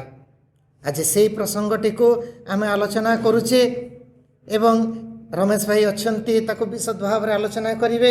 କିନ୍ତୁ ତା ପୂର୍ବରୁ ଆମ ଗହଣରେ ଏଇ ଉଦ୍ଘାଟନୀ ଅଧିବେଶନରେ ଯିଏ ପ୍ରତିଟି ଥର ଥାଆନ୍ତି, ଏ ପରିସ୍ଥିତି ଯୋଗୁଁ ପ୍ରଫୁଲ୍ଲ ଭାଇ ଆସିପାରିନାହାନ୍ତି। ଶେଷ ଦିନ ଆସିବେ, ଯେହେତୁ ସଂଗଠନ ସଭାଟି ଅଛି ଏବଂ ବର୍ତ୍ତମାନ କୋଭିଡ଼ ପରିସ୍ଥିତିର ଯେଉଁ ରେଷ୍ଟ୍ରିକ୍ସନ୍ ଗୁଡ଼ାକ ଅଛି, ଶୃଙ୍ଖଳା ଅଛି, କିନ୍ତୁ ସେ ଖୁବ୍ ଆଗ୍ରହରେ ସମ୍ମତ ହେଲେ ଯେ ମୁଁ ନିଶ୍ଚିତ ଭାବରେ ସେଠି ଉପସ୍ଥିତ ରହିବି। ଅର୍ଥାତ୍ ଏ ସ୍ଥୂଳ ଭାବରେ ନହେଲେ ବି ସେ ସେଠି ତାଙ୍କ ଘରେ ରହି ମଧ୍ୟ ଆମ ଗହଣରେ ଉପସ୍ଥିତ ଅଛନ୍ତି ଏବଂ ଅପେକ୍ଷା କରିଛନ୍ତି। ମୋତେ କିଛି ସମୟ ଦେଲେ ମୁଁ ଭାଇ ବାପାଙ୍କୁ, ମାଆଙ୍କ ପାଖରେ ମୋର ପ୍ରଣାମ ନିବେଦନ ସହିତ ଭାଇ ବାପାଙ୍କୁ ମୁଁ କିଛି ଉତ୍ସାହପ୍ରଦ କଥା କହିବି। ତେଣୁ ଆମେ ପ୍ରଥମେ ପ୍ରଫୁଲ୍ଲ ଭାଇଙ୍କଠୁ ଶୁଣିଯିବା। ଶ୍ରୀମା ଶ୍ରୀ ଅରବିନ୍ଦ, ଏହି 28ତମ ଶ୍ରୀ ଅରବିନ୍ଦ ଯୁବ ଛାତ୍ର ଶିବିରରେ ଯୋଗ ଦେଇଥିବା ସମସ୍ତ ଅପା ଭାଇଙ୍କୁ ମୋର ହୃଦୟଭରା ସ୍ୱାଗତ ଶ୍ରଦ୍ଧା ସମ୍ମାନ ଓ ବଡ଼ଦିନର ଶୁଭେଚ୍ଛା ଜଣାଉଛି। ମାଙ୍କ ପାଖରେ କୃତଜ୍ଞ ଯେ ଏହି ସାଧନା ମନ୍ଦିର ଶ୍ରୀ ଅରବିନ୍ଦ ଯୁବ ଛାତ୍ର ଶିବିର ଆରମ୍ଭ ଠାରୁ ଆଜି ପର୍ଯ୍ୟନ୍ତ ସାମିଲ ହେବାର ମା ମୋତେ ଅପୂର୍ବ ସୁଯୋଗ ଦେଇଛନ୍ତି। ସାମ୍ପ୍ରତିକ ପରିସ୍ଥିତିରେ ଯଦିଓ ସ୍ଥୂଳତଃ ଯାଇପାରୁନାହିଁ, କିନ୍ତୁ ମାଙ୍କ କୃପାରୁ ତୁମ ସହିତ ଏହି ଅନଲାଇନରେ ଯୋଗ ଦେବାର ସୁଯୋଗ ମିଳିଛି। ମୋର ଯାହା ମନ ହୁଏ 2009 ମସିହାରେ ଏକ ସାମାଜିକ କାର୍ଯ୍ୟକ୍ରମ ଯୋଗୁଁ ମୋତେ ରାଜସ୍ଥାନ ଯୋଧପୁର ଯିବାକୁ ପଡ଼ିଥିଲା। ସେଥିପାଇଁ ଏହି ଶିବିରରେ ଯୋଗ ଦେଇ ପାରିନଥିଲି, କିନ୍ତୁ ପ୍ରାୟତଃ ମୁଁ ଆଉ ସବୁ ଶିବିରରେ ଯୋଗ ଦେଇଛି। ଏବଂ ଆଜିର ଆମେ ଯେଉଁ ଆଲୋଚ୍ୟ ବିଷୟଟିକୁ ରଖିଛୁ, ଗୋଟେ ମାଙ୍କର ଯେଉଁ ନବବର୍ଷର ବାଣୀ, ଇଏ ବୋଧେ ନବବର୍ଷର ବାଣୀ 1948ର। ଏଇଠି ମା କହୁଛନ୍ତି forward, for ever forward, at the end of tunnel is the light, at the end of the fight is the victory. Forward, forever forward, at the end of tunnel is the light, at the end of the fight is the victory. आगे ही चलो, आगे ही चलो, आगे ही चलो नीति विभर शेषे देखिबु आरे छरे आलोक राशि संग्रामर शेषरे तोर विजयर टीका लभिबु चिर, संग्रामर शेषरे तोर विजयर टीका लभिबु चिर, आगे सिना पारिबु जदि चालिन दिबा निशी, आगे चलो, आगे चलो, आगे चलो नीति। प्रकृतरे भाई भाई माने आमे जदि देखिबा श्री अरविंद युव छात्र शिविर बरगढ़ आम जिलार बोधे द्वितीय युव छात्र शिविर एवं से आरंभ है दिन ठारू आज पर्यंत दीर्घ 28 वर्ष धरी जहाँ मुझे निरीक्षण करी जहाँ मोर अनुभूति प्रयोग करी अपा भाई माने से समय उदयमान युवक वीर बाहिनी एवं माँ को जानती, माँ को जाना संगे पार्श्विक प्रति उतरे जड़ी दिखती एवं सौभाग्यक्रमे जोग दिखती 92 मसीह तालचेरा मातृत्व शिविर जोटा कि आम जिलार प्रथम शिविर आरंभ होता बड़ भाई परिचालना करते से समय जा सहयोग करी भज भाई आसते से प्रेरणा पाई अपा भाई मैंने कार्यक्रम आरंभ कले 1993 मसीह से दिन ठारू निरवच्छिन्न भाव में कार्यक्रम चली ये हूँ से माँ से नववर्षर बाणी बाजी आगे चलो निरंतर आगे चलो। एवं प्रकृत जदि आम पर्यालोचना करवा श्रीअरविंद साधना मंदिर इतिहास को लेकिन जीव छात्र शिविर ही आमर साधना मंदिर इतिहास जमी कहे मुझे सदाबे उदयमान मातृक्षेत्र इतिहास उदयमान मातृक्षेत्र जीवन ही श्रीअरविंद होली शिविर क्या श्रीअरविंद होली शिविर ही उदयमान मातृक्षेत्र ठीक से युव छात्र शिविर साधना मंदिर आमको माँ काम करने एवं आम गंतव्य आगे चलने निरंतर आमको सहयोग कर प्रयास कर कार्यक्रम होगा द्वारा आम जिलार आम भर गोटे परस्पर संगति समन्वय प्रतिष्ठा आम सदन यात्रा करें आम साधना मंदिर युव छात्र शिविर को नहीं तार शिक्षा केन्द्र आरंभ कर परम प्रभु श्री अरविंद को धारण कर सौभाग्य अर्जन कर समग्र जिला कार्यक्रम को हाथ को नहीं सम्मति मंडल कार्यक्रम को हाथ को नहीं प्रकृत भाई भाई मैंने माँ को कार्य करने बड़ी आनंद किसी ना there is no better than to serve the divine जीवन जदि आम प्रकृत देखा मो जीवन को पर्यालोचना कर 1972 प्रथम जो शिविरटी है पश्चिम ओडिशा पूज्य बाबाजी प्रकृति प्रेरणा माँ का आशीर्वाद क्रमे एवं से शिविर आम प्रेरणा पाइलु उदयमान मातृक्षेत्र सृष्टि करने आरंभ है उदयमान मातृक्षेत्र होली शिविर जोटा कि आम कर्म शिविर बर्तमान सांस्कृतिक आम आलोचना शिविर कराऊँगी धीरे धीरे विभिन्न जगह छात्र शिविर सब आयोजन है परिवार को समावेश करागला कर्म उत्साह देला कारण बाबाजी महाराज कहते ये कार्यक्रम जिते पाठ्यक्रम सम्मिलन हम जिते युव छात्र शिविर हम जिते अति मानसिक कार्य हम से बार बार कार्य त्वरित हम और ये कार्य कर आमको निरंतर सहयोग कर सब कार्यक्रम से अपने मात्र चरैवती चरैवती चिर मंत्र आम जीवन में मंत्र आम जीवन आम जीवन में केवल मंत्र आम आगे चलवा एवं आगे चलने आम सुरंगर सेपने आलोक after the tunnel there is light आम भांगी पड़ानी आम आगे चलवा आम हूँ दुस्साहसिक अभियान यात्री माँ जमी चिरंजीवी बही प्रथम लेखार कहते आम हूँ सब दुस्साहसिक अभियान यात्री एवं जो यात्री से केवल थकबनी से आगे चलो कारण निरंतर आगे चलने से कार्यक्रम हम मोर मन पड़े उदाहरण देखिए कहूँ शिविर आरंभ कले शिविर भाई मैंने आग्रह सहित 10-15 वर्ष धरी निबिड़ भाव में कार्यक्रम कले निरंतर भाव में कार्यक्रम ले मझे केत बाप भाई दूर दूरांतर चलने द्वारा से भांगी पड़े एवं जो आम देखिलु जे जो केन्द्र टी अत्यंत माने बहुत सक्रिय थिला आम जिले में से जो पछक बची जाऊँ तार कारण आम खोजबार वर्ष 2 वर्ष शिविर बंद करदे भाई मैंने देवराज भाई रमेश भाई रूपभानी आदि से समय से अनुभव कले ना प्रकृति शिविर बंद करने द्वारा आम बहुत माने आगे चलवे बाधा सृष्टि कर तेणु भाई भाई मैंने ये जानवा पड़ो माँ जो कहते आम एक दुस्साहसिक अभियान यात्री माँ कहते चिरंतन केतेक लोक अच्छा जो मैंने दुस्साहसिक जीवन यात्रा को भल पाती से डाकी कहूँ देख ये दुस्साहसिक जीवन यात्रा मुझे निमंत्रण माँ को डाकी यू चूज दी माँ को बाची मोर मन पड़े जिते शिविर वर्ष 2 वर्ष 3 वर्ष है केतेक व्यक्ति कहले ना आ शिविर करवाने बहुत हैरान हो बहुत खर्चा दूर मुझे साधारण मंदिर जानी ये पिला मैंने बाबुला भाई सब सहयोगी मैंने भाई एमती रोचे से निजे मोर अनुभव देखी जानी से दशहरा समय माने रुमाल बिकी आइसक्रीम बिकी किसी अर्थ उपार्जन करते भाव में क्या किसी बड़ न शिविर टी निरंतर भाव में निरवच्छिन्न भाव में ये 28 वर्ष धरी कार्य करेणु आम तो एक दुस्साहसिक अभियान यात्रा करूँ माँ आमको डाकी आम पूर्व अन्य मैंने जहाँ सब आत्महत्या कार्य कर पुनर्जीवन प्रश्न ये उठू ना कारण आम आत्महत्या जीवन तापर आरंभ से कहले when all do ends mind works starts जो सब जो शेष होती मो जो आरंभ होती तेणु आम अन्य मैंने जहाँ कर चाहूँ आम कहीं शीघ्र करम भितर प्रतिमान आलोकर चेतना वितरण करवा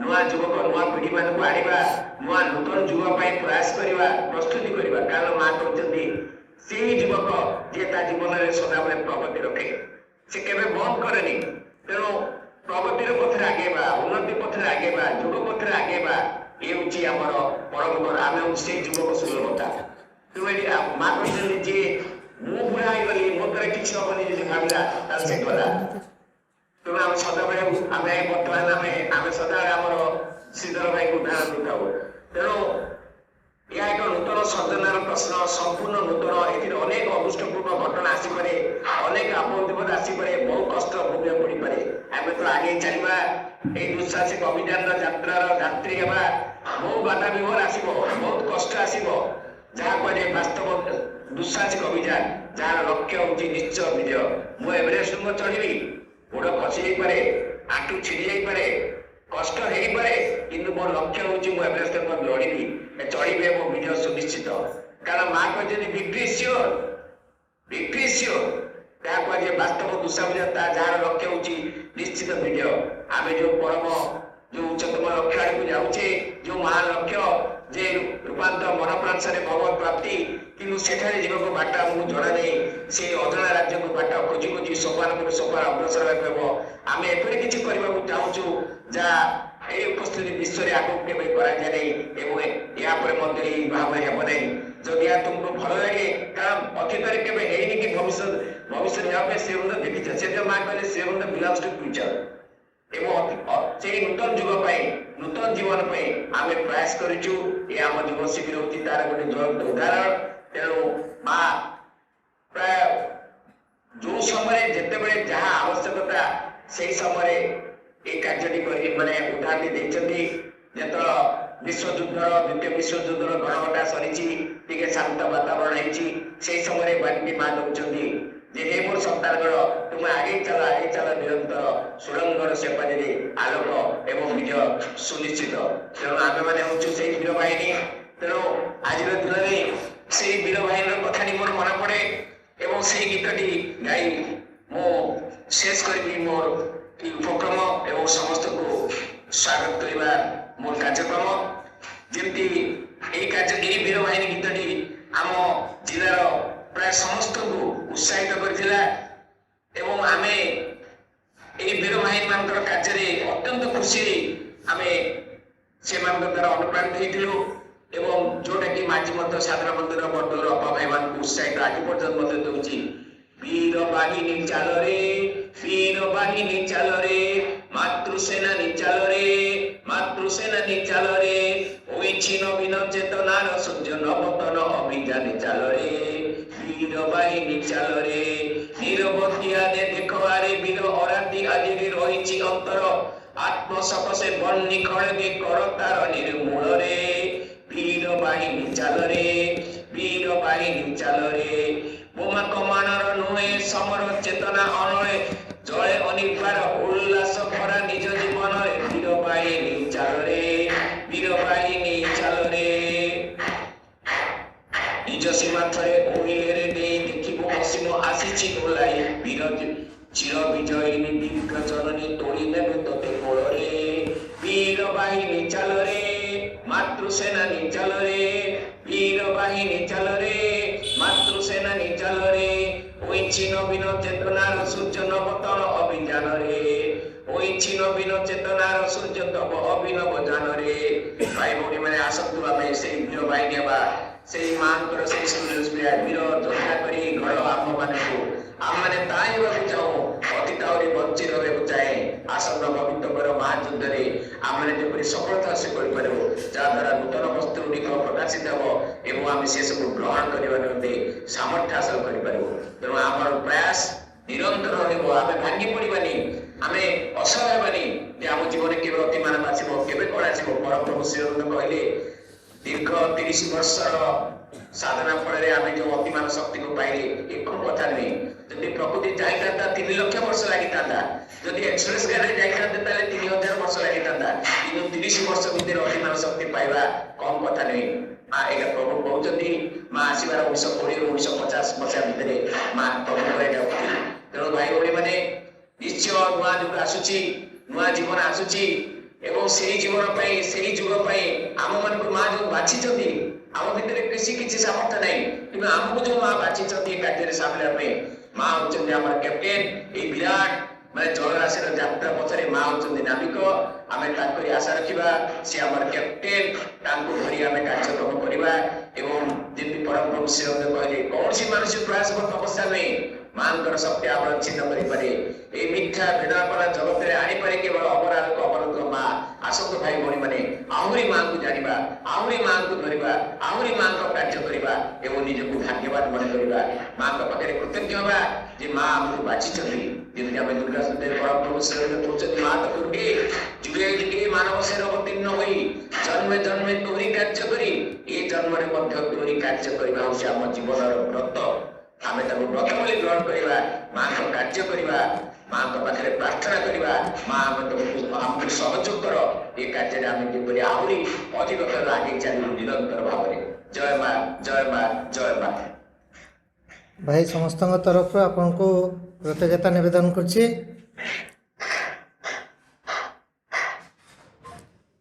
ବର୍ତ୍ତମାନ ରମେଶ ଭାଇଙ୍କୁ ଅନୁରୋଧ କରିବି ଏଇ ଆଗେଇ ଚାଲିବାର ଧାରାଟିକୁ ଆଗକୁ ବଢ଼ାଇ ନେବେ। ରମେଶ ଭାଇ। ପରମପ୍ରଭୁ ଶ୍ରୀ ଅରବିନ୍ଦ ସାଧନା ମନ୍ଦିର ସିମେନନଗର ଆନୁକୂଲ୍ୟରେ ଅନୁଷ୍ଠିତ ହେଉଥିବା 88ତମ ଶ୍ରୀ ଅରବିନ୍ଦ ଯୁବ ଛାତ୍ର ଶିକ୍ଷା ଶିବିରର ଏହି ପ୍ରଥମ ଉଦ୍ଘାଟନୀ କାର୍ଯ୍ୟକ୍ରମ ଅବସରରେ ଏଠି ମଞ୍ଚାସୀନ ଥିବା ସମ୍ମାନନୀୟ ଶ୍ରୀଧର ଭାଇ, ଧୀରେନ ଭାଇ, ବାବୁନା ଭାଇ ଆଜିର ଏହି କାର୍ଯ୍ୟକ୍ରମରେ କିଛି ସମୟ ପୂର୍ବରୁ ଯୋଡ଼ି ହୋଇଥିବା ଆମର ସମ୍ମାନନୀୟ ପ୍ରଫୁଲ୍ଲ ଭାଇ ଏବଂ ଆଜିର ଏହି କାର୍ଯ୍ୟକ୍ରମରେ ସ୍ଥୂଳ ଭାବରେ ଏଇଠି ଉପସ୍ଥିତ ଥିବା ଏବଂ ଅନଲାଇନ୍ରେ ଯୋଡ଼ି ହୋଇଥିବା ସମସ୍ତ ମାତୃପ୍ରେମୀ ଭାଇ ଭଉଣୀମାନେ, ଆପଣମାନଙ୍କୁ ସମସ୍ତଙ୍କୁ ପୁଣି ଥରେ ଆଜିର ଏହି ଶିବିର କାର୍ଯ୍ୟକ୍ରମକୁ ସ୍ୱାଗତ। ଭାଇ ଭଉଣୀମାନେ, ଆମେ ଆଜିର ଏହି କାର୍ଯ୍ୟକ୍ରମରେ ଏକ ସୁନ୍ଦର ପ୍ରସଙ୍ଗ ଉପରେ ଆଲୋଚନା ଆମେ କରୁଛେ।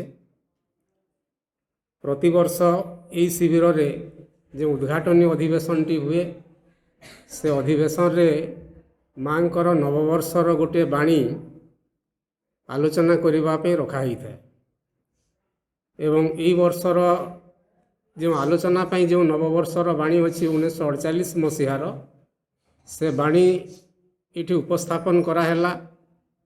ପ୍ରଥମେ ଧୀରେନ ଭାଇ ବି ସୂଚନା ଦେଲେ, ବାବୁନା ଭାଇ ବି ସୂଚନା ଦେଲେ ଏବଂ ସେ ବାଣୀଟି ନିଜେ ପ୍ରଫୁଲ୍ଲ ଭାଇ ପଢ଼ିଲେ। 1948 ମସିହାର ବାଣୀଟି ମାଙ୍କର। ମୁଁ ପୁଣି ଥରେ ତାକୁ ଟିକେ ରିପିଟ୍ କରିବି କାରଣ ଆଲୋଚନାର ପ୍ରସଙ୍ଗ ଅଛି ଏବଂ ଏହି ଆଲୋଚନାକୁ ଆଗେଇ ନେବାର ପ୍ରୟାସ କରିବି।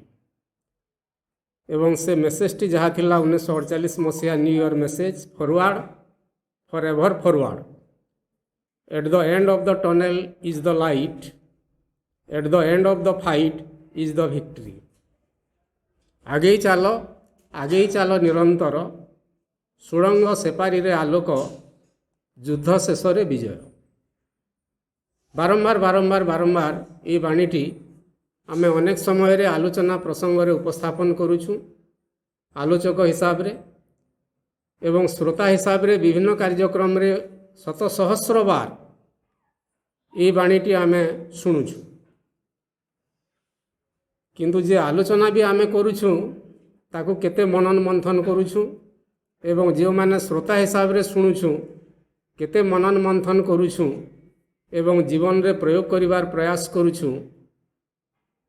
ପ୍ରଶ୍ନ ପଚାରି ଉତ୍ତର ଖୋଜିବା କିନ୍ତୁ ଆଲୋଚନା କରିବା। ଏବଂ ପ୍ରଫୁଲ୍ଲ ଭାଇ ଟିକେ ସୂଚନା ଦେଉଥିଲେ, ତାଙ୍କର ଅତି ସୁନ୍ଦର କଥା କହିଲେ। ଆପଣମାନେ ଯଦି ଶୁଣିଥିବେ, ସଂକ୍ଷେପରେ କେତେଟା ଏକ୍ଜାମ୍ପଲ୍ ବି ଦେଲେ।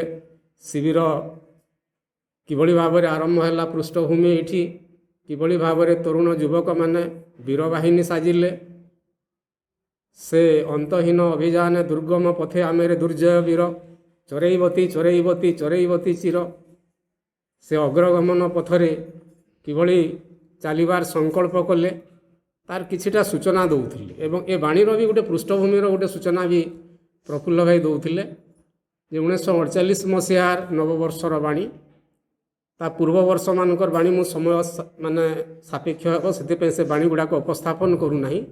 1947ରେ ମଧ୍ୟ ଯେଉଁଟା ଦେଲେ ତା ରେଲିଭେନ୍ସ ଅଛି ଏଇ ବାଣୀ ଉପରେ। ଏବଂ ସେତେବେଳର ଯେଉଁ କଥା ଥିଲା, ପୂର୍ବରୁ 1939ରୁ 1945 ମସିହା ମଧ୍ୟରେ ଦ୍ୱିତୀୟ ବିଶ୍ୱଯୁଦ୍ଧ ହୋଇଥିଲା। ତୁମେ ପିଲାମାନେ ବି ଅଛ, ପାଠ ପଢ଼ିଛ, ସମସ୍ତେ ସେକେଣ୍ଡ ୱାର୍ଲଡ଼ ୱାର୍ କଥା ଜାଣିଛ। ଏବଂ ଦ୍ୱିତୀୟ ବିଶ୍ୱଯୁଦ୍ଧରେ ସ୍ଥୂଳ ଭାବରେ ଯାହା ଘଟିଲା, ସୂକ୍ଷ୍ମରେ ବି ତାଠାରୁ ବହୁତ ବଡ଼ ଘଟଣା ଗୁଡ଼ିକ ଘଟିଲା। ଏବଂ ହିଟଲର ପଶ୍ଚାତରେ ଗୋଟେ ଅନ୍ଧ ଅପଶକ୍ତି, ଅଜ୍ଞାନ ଗୋଟେ ଶକ୍ତି ସମଗ୍ର ବିଶ୍ୱକୁ ଧ୍ୱଂସ କରିବାର ଗୋଟେ ସଂକଳ୍ପ ନେଇ ହିଟଲରକୁ ନିଜେ ସମ୍ମୋହିତ କରିଥିଲା ଏବଂ ହିଟଲର ଭିତରେ ପ୍ରବେଶ କରିଥିଲା। ଏଇଟା ସମସ୍ତେ ଜାଣିଛ ପିଲାମାନେ। ହିଟଲରକୁ ମାଧ୍ୟମ କରି ଗୋଟେ ଶକ୍ତି ସମଗ୍ର ବିଶ୍ୱକୁ ଧ୍ୱଂସ କରିବାର ଗୋଟେ ସଂକଳ୍ପ କରିଥିଲା, ପ୍ରୟାସ କରୁଥିଲା। ଏବଂ ସେ ପାଖାପାଖି ସେଥିରେ ସଫଳ ହେବାର ମଧ୍ୟ ଗୋଟେ ସ୍ଥିତି ଆସିଯାଇଥିଲା। ଯୁଦ୍ଧ ଏଭଳି ମୋଡ଼ ନେଇଥିଲା।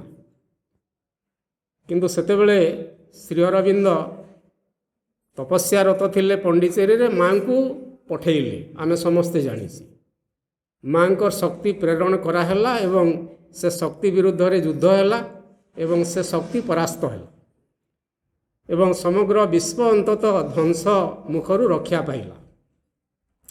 ପରବର୍ତ୍ତୀ ପର୍ଯ୍ୟାୟରେ ଯାହା ଘଟଣା ଗୁଡ଼ିକ ଘଟିଲା, ମିତ୍ର ଶକ୍ତି ବିଜୟ ହାସଲ କଲା, କେନ୍ଦ୍ର ଶକ୍ତି ପରାସ୍ତ ହେଲା ଏବଂ ପରବର୍ତ୍ତୀ ସମୟରେ ସାମ୍ରାଜ୍ୟବାଦ ଲୋପ ପାଇବା ଆରମ୍ଭ କଲା। ସାମ୍ରାଜ୍ୟବାଦୀ ଶକ୍ତିମାନଙ୍କ ବିରୁଦ୍ଧରେ ବିଭିନ୍ନ ଦେଶରେ ସ୍ୱାଧୀନତା ଆନ୍ଦୋଳନ ଚାଲିଲା। ଭାରତବର୍ଷ ତାର ନେତୃତ୍ୱ ନେଲା ଏବଂ ଫଳସ୍ୱରୂପ 1947 ମସିହା ଅଗଷ୍ଟ 15 ତାରିଖରେ ପ୍ରଭୁ ଶ୍ରୀ ଅରବିନ୍ଦଙ୍କ ଜନ୍ମଦିନରେ ଭାରତ ସ୍ୱାଧୀନତା ଲାଭ କଲା ଏବଂ ପ୍ରାଚ୍ୟ ଭୂଖଣ୍ଡର ପ୍ରଥମ ଦେଶ ଭାବରେ ଭାରତ ସ୍ୱାଧୀନତା ହାସଲ କଲା ଏବଂ ଏହା ସମଗ୍ର ପ୍ରାଚ୍ୟ ଜଗତ ଏବଂ ଏସିଆ ମହାଦେଶରେ ପ୍ରଥମ କରି ଏବଂ ପରବର୍ତ୍ତୀ ସମୟରେ ଆଫ୍ରିକା ମହାଦେଶର ବିଭିନ୍ନ ପରାଧୀନ ଦେଶମାନଙ୍କ ପାଇଁ ସେଇଟା ପ୍ରେରଣା ଯୋଗାଇଲା ଏବଂ ସମସ୍ତେ ସ୍ୱାଧୀନତା ଆନ୍ଦୋଳନ କଲେ ଏବଂ ଦେଶଗୁଡ଼ିକ ସ୍ୱାଧୀନତା ଲାଭ କଲେ।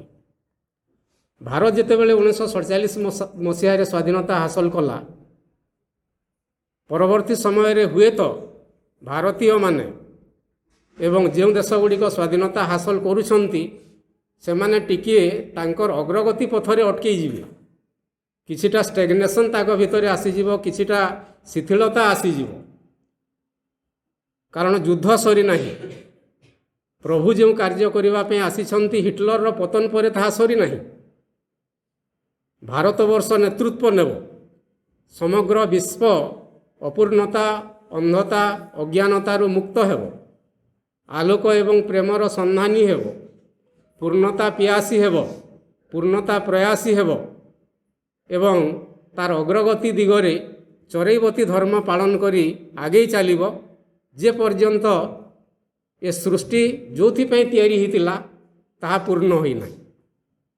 ଶ୍ରୀ ଅରବିନ୍ଦଙ୍କର ଗୋଟେ ମେସେଜ ଅଛି, nothing is done until everything is done. ଯେ ଅବଧି ହୋଇନାହିଁ ସକଳ ସାଧିତ, ସେ ଅବଧି ହୋଇନାହିଁ କିଛି ବି ସାଧିତ। ମାନେ ଭଗବାନ ଯାହା କରିବା ପାଇଁ ଆସିଛନ୍ତି, ଏ ସୃଷ୍ଟିକୁ ଯେଉଁ ରୂପ ଦେବା ପାଇଁ ଆସିଛନ୍ତି, ମଣିଷକୁ ଯେଉଁ ରୂପ ଦେବା ପାଇଁ ଆସିଛନ୍ତି, ତାହା ଯେ ପର୍ଯ୍ୟନ୍ତ ପୂର୍ଣ୍ଣତା ଭାବରେ ବା ପୂର୍ଣ୍ଣ ଭାବରେ ହୋଇନାହିଁ ସେ ପର୍ଯ୍ୟନ୍ତ କିଛି ବି ହୋଇନାହିଁ। Nothing is done until everything is done. ତ ସେଥିପାଇଁ ମା 1948 ମସିହାର ମେସେଜରେ, ନବବର୍ଷର ବାଣୀରେ କେବଳ ଭାରତୀୟମାନଙ୍କ ପାଇଁ ନୁହେଁ, ସମଗ୍ର ବିଶ୍ୱବାସୀଙ୍କ ଉଦ୍ଦେଶ୍ୟରେ ଏହି ବାର୍ତ୍ତାଟି ଦେଉଛନ୍ତି ଯେ ଯୁଦ୍ଧ ସରିନାହିଁ। ଛୋଟ ମୋଟ ଯୁଦ୍ଧ କିଛି ସରିଗଲା, ଫାର୍ଷ୍ଟ ୱାର୍ଲଡ଼ ୱାର୍ ସରିଗଲା, ସେକେଣ୍ଡ ୱାର୍ଲଡ଼ ୱାର୍ ସରିଗଲା, ଭାରତ ପାକିସ୍ତାନ ଯୁଦ୍ଧ ସରିଗଲା, ଆଉ କାହାର ଯୁଦ୍ଧ ଗୁଡ଼ାକ ସରିଗଲା। ଯୁଦ୍ଧ ଆହୁରି ହେବ, ସ୍ଥୂଳ ଭାବରେ ବି ଯୁଦ୍ଧ ହେବ, କିନ୍ତୁ ସ୍ଥୂଳ ଯୁଦ୍ଧ ଅପେକ୍ଷା ସୂକ୍ଷ୍ମ ଚେତନାର ଯେଉଁ ସଂଗ୍ରାମ, ଆନ୍ତର ଯେଉଁ ଯୁଦ୍ଧ, ତ ସେ ଯୁଦ୍ଧରେ ବିଜୟ ନିଶ୍ଚିତ ଭାବରେ ଆମେ ପାଇବା, ବିଜୟଶ୍ରୀ ମଣ୍ଡିତ ହେବା, କିନ୍ତୁ ଆମକୁ ଆଗକୁ ଚାଲିବାକୁ ପଡ଼ିବ। ବର୍ତ୍ତମାନ ଟିକେ ପୃଷ୍ଠଭୂମି ଭଳିଆ କିଛିଟା ଆମେ ଆଲୋଚନା କରିବା। ଆମେ ସମସ୍ତେ ଜାଣିଛେ ଅଗ୍ରଗମନ ଜୀବନର ଧର୍ମ। ମାଙ୍କର ସେ ମେସେଜଟା ବି ମୁଁ ପଢ଼ିବି। ମେସେଜଟା ପ୍ରଥମେ ଟିକେ ପଢ଼ି ଦେଉଛି ଏବଂ କିଛି ଉପକ୍ରମଣିକା କରିବା, ଜାଣିଲା କଥା। ମା କହୁଛନ୍ତି life is movement, life is movement. ଗତିଶୀଳତା ଜୀବନର ଧର୍ମ, କେହି ଅଟକି ପାରିବେ ନାହିଁ। ସମୟ ଅଟକେ ନାହିଁ, ଝରଣା ଅଟକେ ନାହିଁ, ନଦୀ ଅଟକେ ନାହିଁ, ଜୀବନ ବି ଅଟକେ ନାହିଁ। ଏକ ପ୍ରବହମାନ ସ୍ରୋତସ୍ୱିନୀ ଜୀବନ, ଚେତନାର ଗୋଟେ ସୋର୍ସରୁ ବା ଉତ୍ସରୁ ଚିରନ୍ତନ ଚେତନାର সেই সোর্স বা সেই উৎস পর্যন্ত তার যাত্রা এবং জীবন মধ্য চেতনার এক অভিযাত্রা, চেতনার এক নিরবচ্ছিন্ন নিরন্তর চালিবার গোটে যাত্রা জীবন। জন্মরে সে জীবনর যাত্রা আরম্ভ হুয়ে না, মৃত্যুরে যাত্রা শেষ হুয়ে না। বারবার আমি আলোচনা করি, জন্ম পূর্বরু বি কেউ আবহমান কালর এই চেতনার যাত্রা লা এবং মরিগলা পরে মধ্য সে যাত্রা রহিথায় যে পর্যন্ত পূর্ণতা আসি না। পূর্ণতা মধ্য বাবুনা ভাই কৌলে, মা বি কৌঁচ there is no end to পরফেকশন।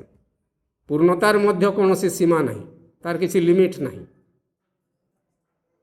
বারম্বার বারম্বার বারম্বার আমাকে আগেই যাবার অছি, কারণ জীবনর ধর্ম হেউছি গতিশীলতা।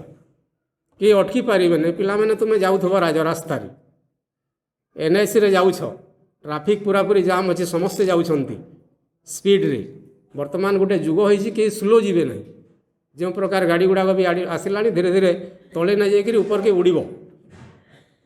200cc କ'ଣ 400cc ଆସିଲାନ ଆର୍ କାଣାଟା ଭେରାଇଟିଜ୍ ତାର୍ ମାନେ ଏଇଟା ଗାଡ଼ି ଗୁଡ଼ାକ ଦେଖ୍ବାର୍ ଲାଗି କାଣାଟା ତାର୍ ମାନେ ଉଡ଼ାଜାହାଜ ବାକି ଦିଶି ବସ୍ବା ଉଡ଼ି ବସ୍ମା ଏଇଟା ନାଇଁ କେ ତ ସେ ପ୍ରକାର ରାସ୍ତାରେ ଆମେ ସ୍ପିଡ଼ରେ ଯାଉଛୁ ଏବଂ ସେ ଅସରନ୍ତି ଭିଡ଼ ଭିତରେ ସମସ୍ତଙ୍କ ରସ୍ ଭିତରେ କେହି ଅଟକି ପାରିବ କି 28 ପ୍ରକାର କେତେ ତାର୍ ମାନେ କାନ୍ କିଲେଇ ଯିବା ପଛାଡ଼ୁ ଖାଲି କାଣା ଆସୁଥିବା ସେ ଯେନ୍ ଇଟା ବାଜୁଥିବା ଇଏନ୍ ଆମେ କାଣା ବୋଲସୁଁ କି ସେଟା ହର୍ନ ଏବଂ ତମକୁ ପୁରା ସାଇଟ୍ କରିକିରି ତାର ମାନେ ଇ ଫାଲ୍କେ ଠେଲି ନେଇକିରି ପଲାବେ ସମସ୍ତେ କେହି ଅଟକି ପାରିବ ନାହିଁ ପୁରୀ ବଡ଼ଦାଣ୍ଡରେ ରଥ ଗଡ଼ୁଥିବ ନନ୍ଦିଘୋଷ ରଥ ବଡ଼ଦାଣ୍ଡରୁ ଗୁଣ୍ଡିଚା ମନ୍ଦିର ଆଡ଼କୁ ଜୋରରେ ଟାଣୁଥିବେ ଭକ୍ତମାନେ ତ ସେଇଠି ଜଣେ ଯଦି ଅଟକିବା ପାଇଁ ଚେଷ୍ଟା କରିବ ଅଟକି ପାରିବ ନାହିଁ ଯିବାକୁ ପଡ଼ିବ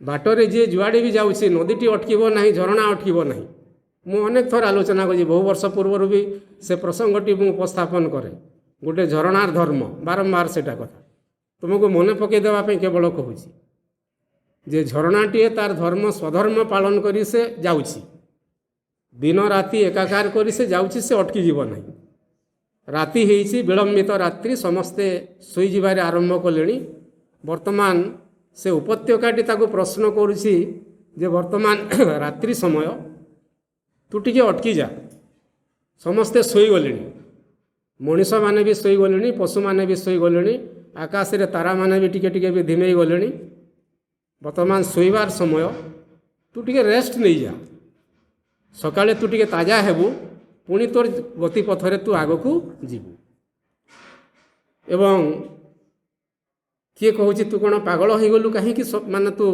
ବାରମ୍ବାର ଏମିତି ରାତିରେ ମଧ୍ୟ ଗତି କରୁଛୁ କିନ୍ତୁ ନଦୀ ବା ସେ ଝରଣାର ଉପତ୍ୟକାକୁ ଯେଉଁ ଉତ୍ତର ଥିଲା ତୁମେ ସମସ୍ତେ ଜାଣିଛ ଯେ ମୋ ଜୀବନରେ ଅଟକିବାର ନାହିଁ ଯେ ପର୍ଯ୍ୟନ୍ତ ସାଗରର ଶୀତଳ ସ୍ପର୍ଶ ମୁଁ ପାଇନାହିଁ ସମୁଦ୍ରର ଶୀତଳ ସ୍ପର୍ଶ ମୁଁ ପାଇନାହିଁ ଯେ ପର୍ଯ୍ୟନ୍ତ ମୋର ସାଗର ସଙ୍ଗମ ହୋଇନାହିଁ ମୁଁ ଅଟକି ଯିବି ନାହିଁ ତ ସେଇଟା ଥିଲା ତାର ଉତ୍ତର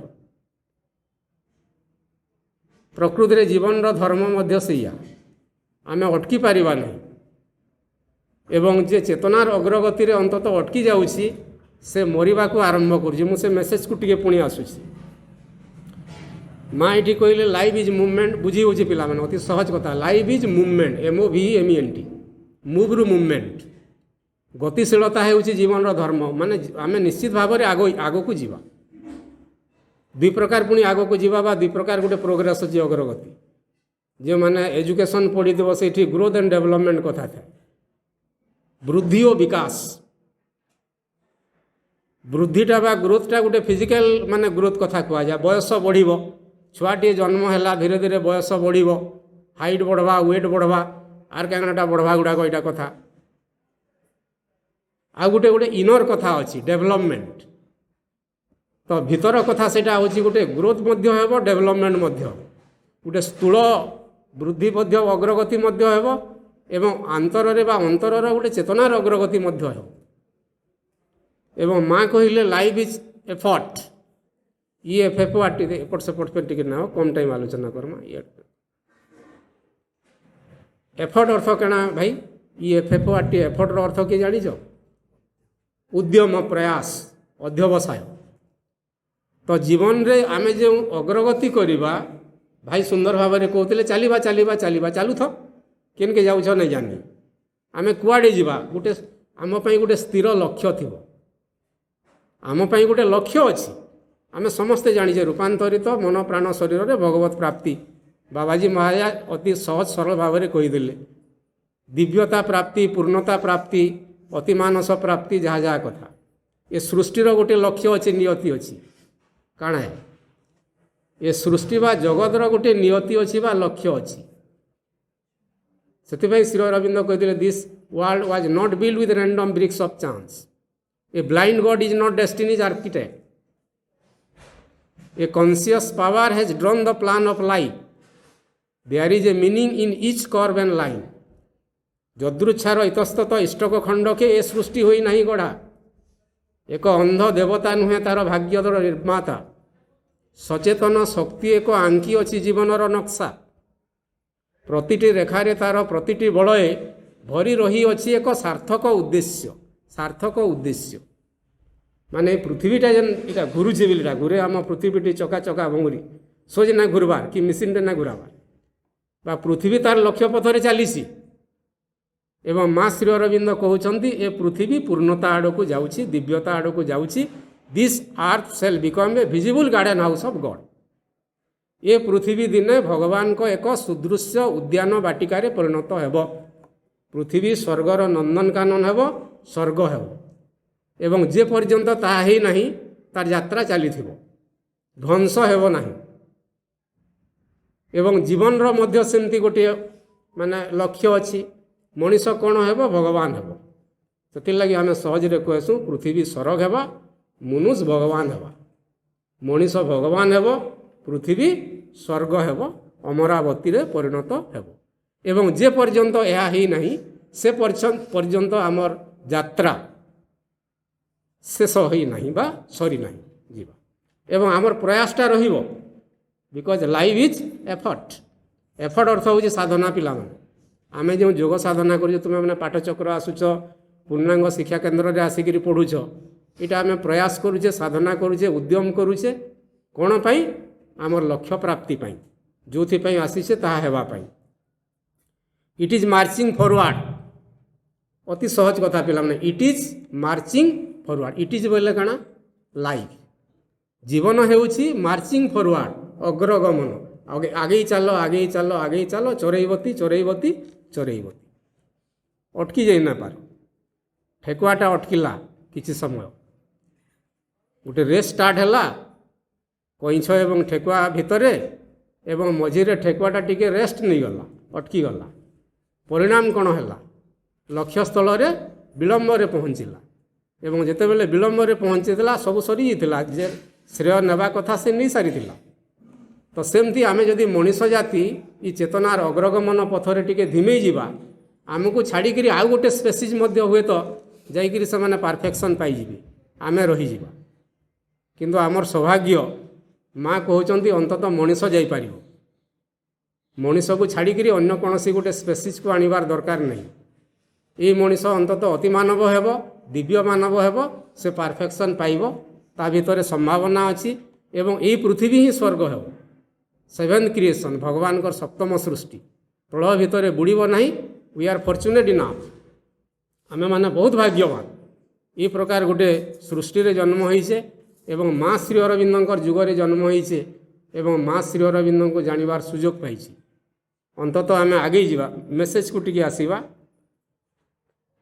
କ୍ଲାଇମ୍ବିଂ ଟୁୱାର୍ଡସ୍ ଫ୍ୟୁଚର୍ ରିଭିଲେସନ୍ସ ଆଣ୍ଡ ରିଏଲାଇଜେସନ୍ସ ତ ଜୀବନ ଗୋଟେ ଆରୋହଣ କ୍ଲାଇମ୍ବିଂ ଶୀର୍ଷାରୋହଣ ପର୍ବତାରୋହଣ ଭାଇ କହୁଥିଲେ ସୁନ୍ଦର ଭାବରେ ଆମେ ବାରବାର ସେଟା magnet of hour difficult accent ଆକର୍ଷଣୀ ଚୁମ୍ବକ ସେ କ୍ଲିଷ୍ଟ ଆରୋହଣେ ଆକର୍ଷଣୀ ଚୁମ୍ବକ ସେ କ୍ଲିଷ୍ଟ ଆରୋହଣେ ସେ ବୋଇଲେ କିଏ ଭାଇ ମା she is the golden bridge the wonderful fire Savitri at the head she stands of birth and toil and fate in their slow round the cycles turn to her call ଜନ୍ମ ଶ୍ରମ ନିୟତି ପୂର୍ବଭାଗେ ଉଭା ହୋଇ ରହିଛନ୍ତି ସେ ତାଙ୍କ ଆବାହନେ ଯୁଗଚକ୍ରାବଳୀ ଗୁରେ ଧୀର ଆବର୍ତ୍ତନେ ପଢ଼ୁଛୁ ବାରମ୍ବାର ଆମେ ପାଠଚକ୍ରରେ ପଢ଼ୁଛୁ ତ ଜୀବନ ଗୋଟେ ଯାତ୍ରା ଜୀବନ ଏକ ପର୍ବତାରୋହଣ କ'ଣ ପାଇଁ ଟୁୱାର୍ଡସ୍ ଫ୍ୟୁଚର୍ ରିଭିଲେସନ୍ସ ଆଣ୍ଡ ରିଏଲାଇଜେସନ୍ସ ଭବିଷ୍ୟତର ଯେଉଁ ଅଭିବ୍ୟକ୍ତି ଅଛି ଭବିଷ୍ୟତର ଯେଉଁ ସିଦ୍ଧି ଅଛି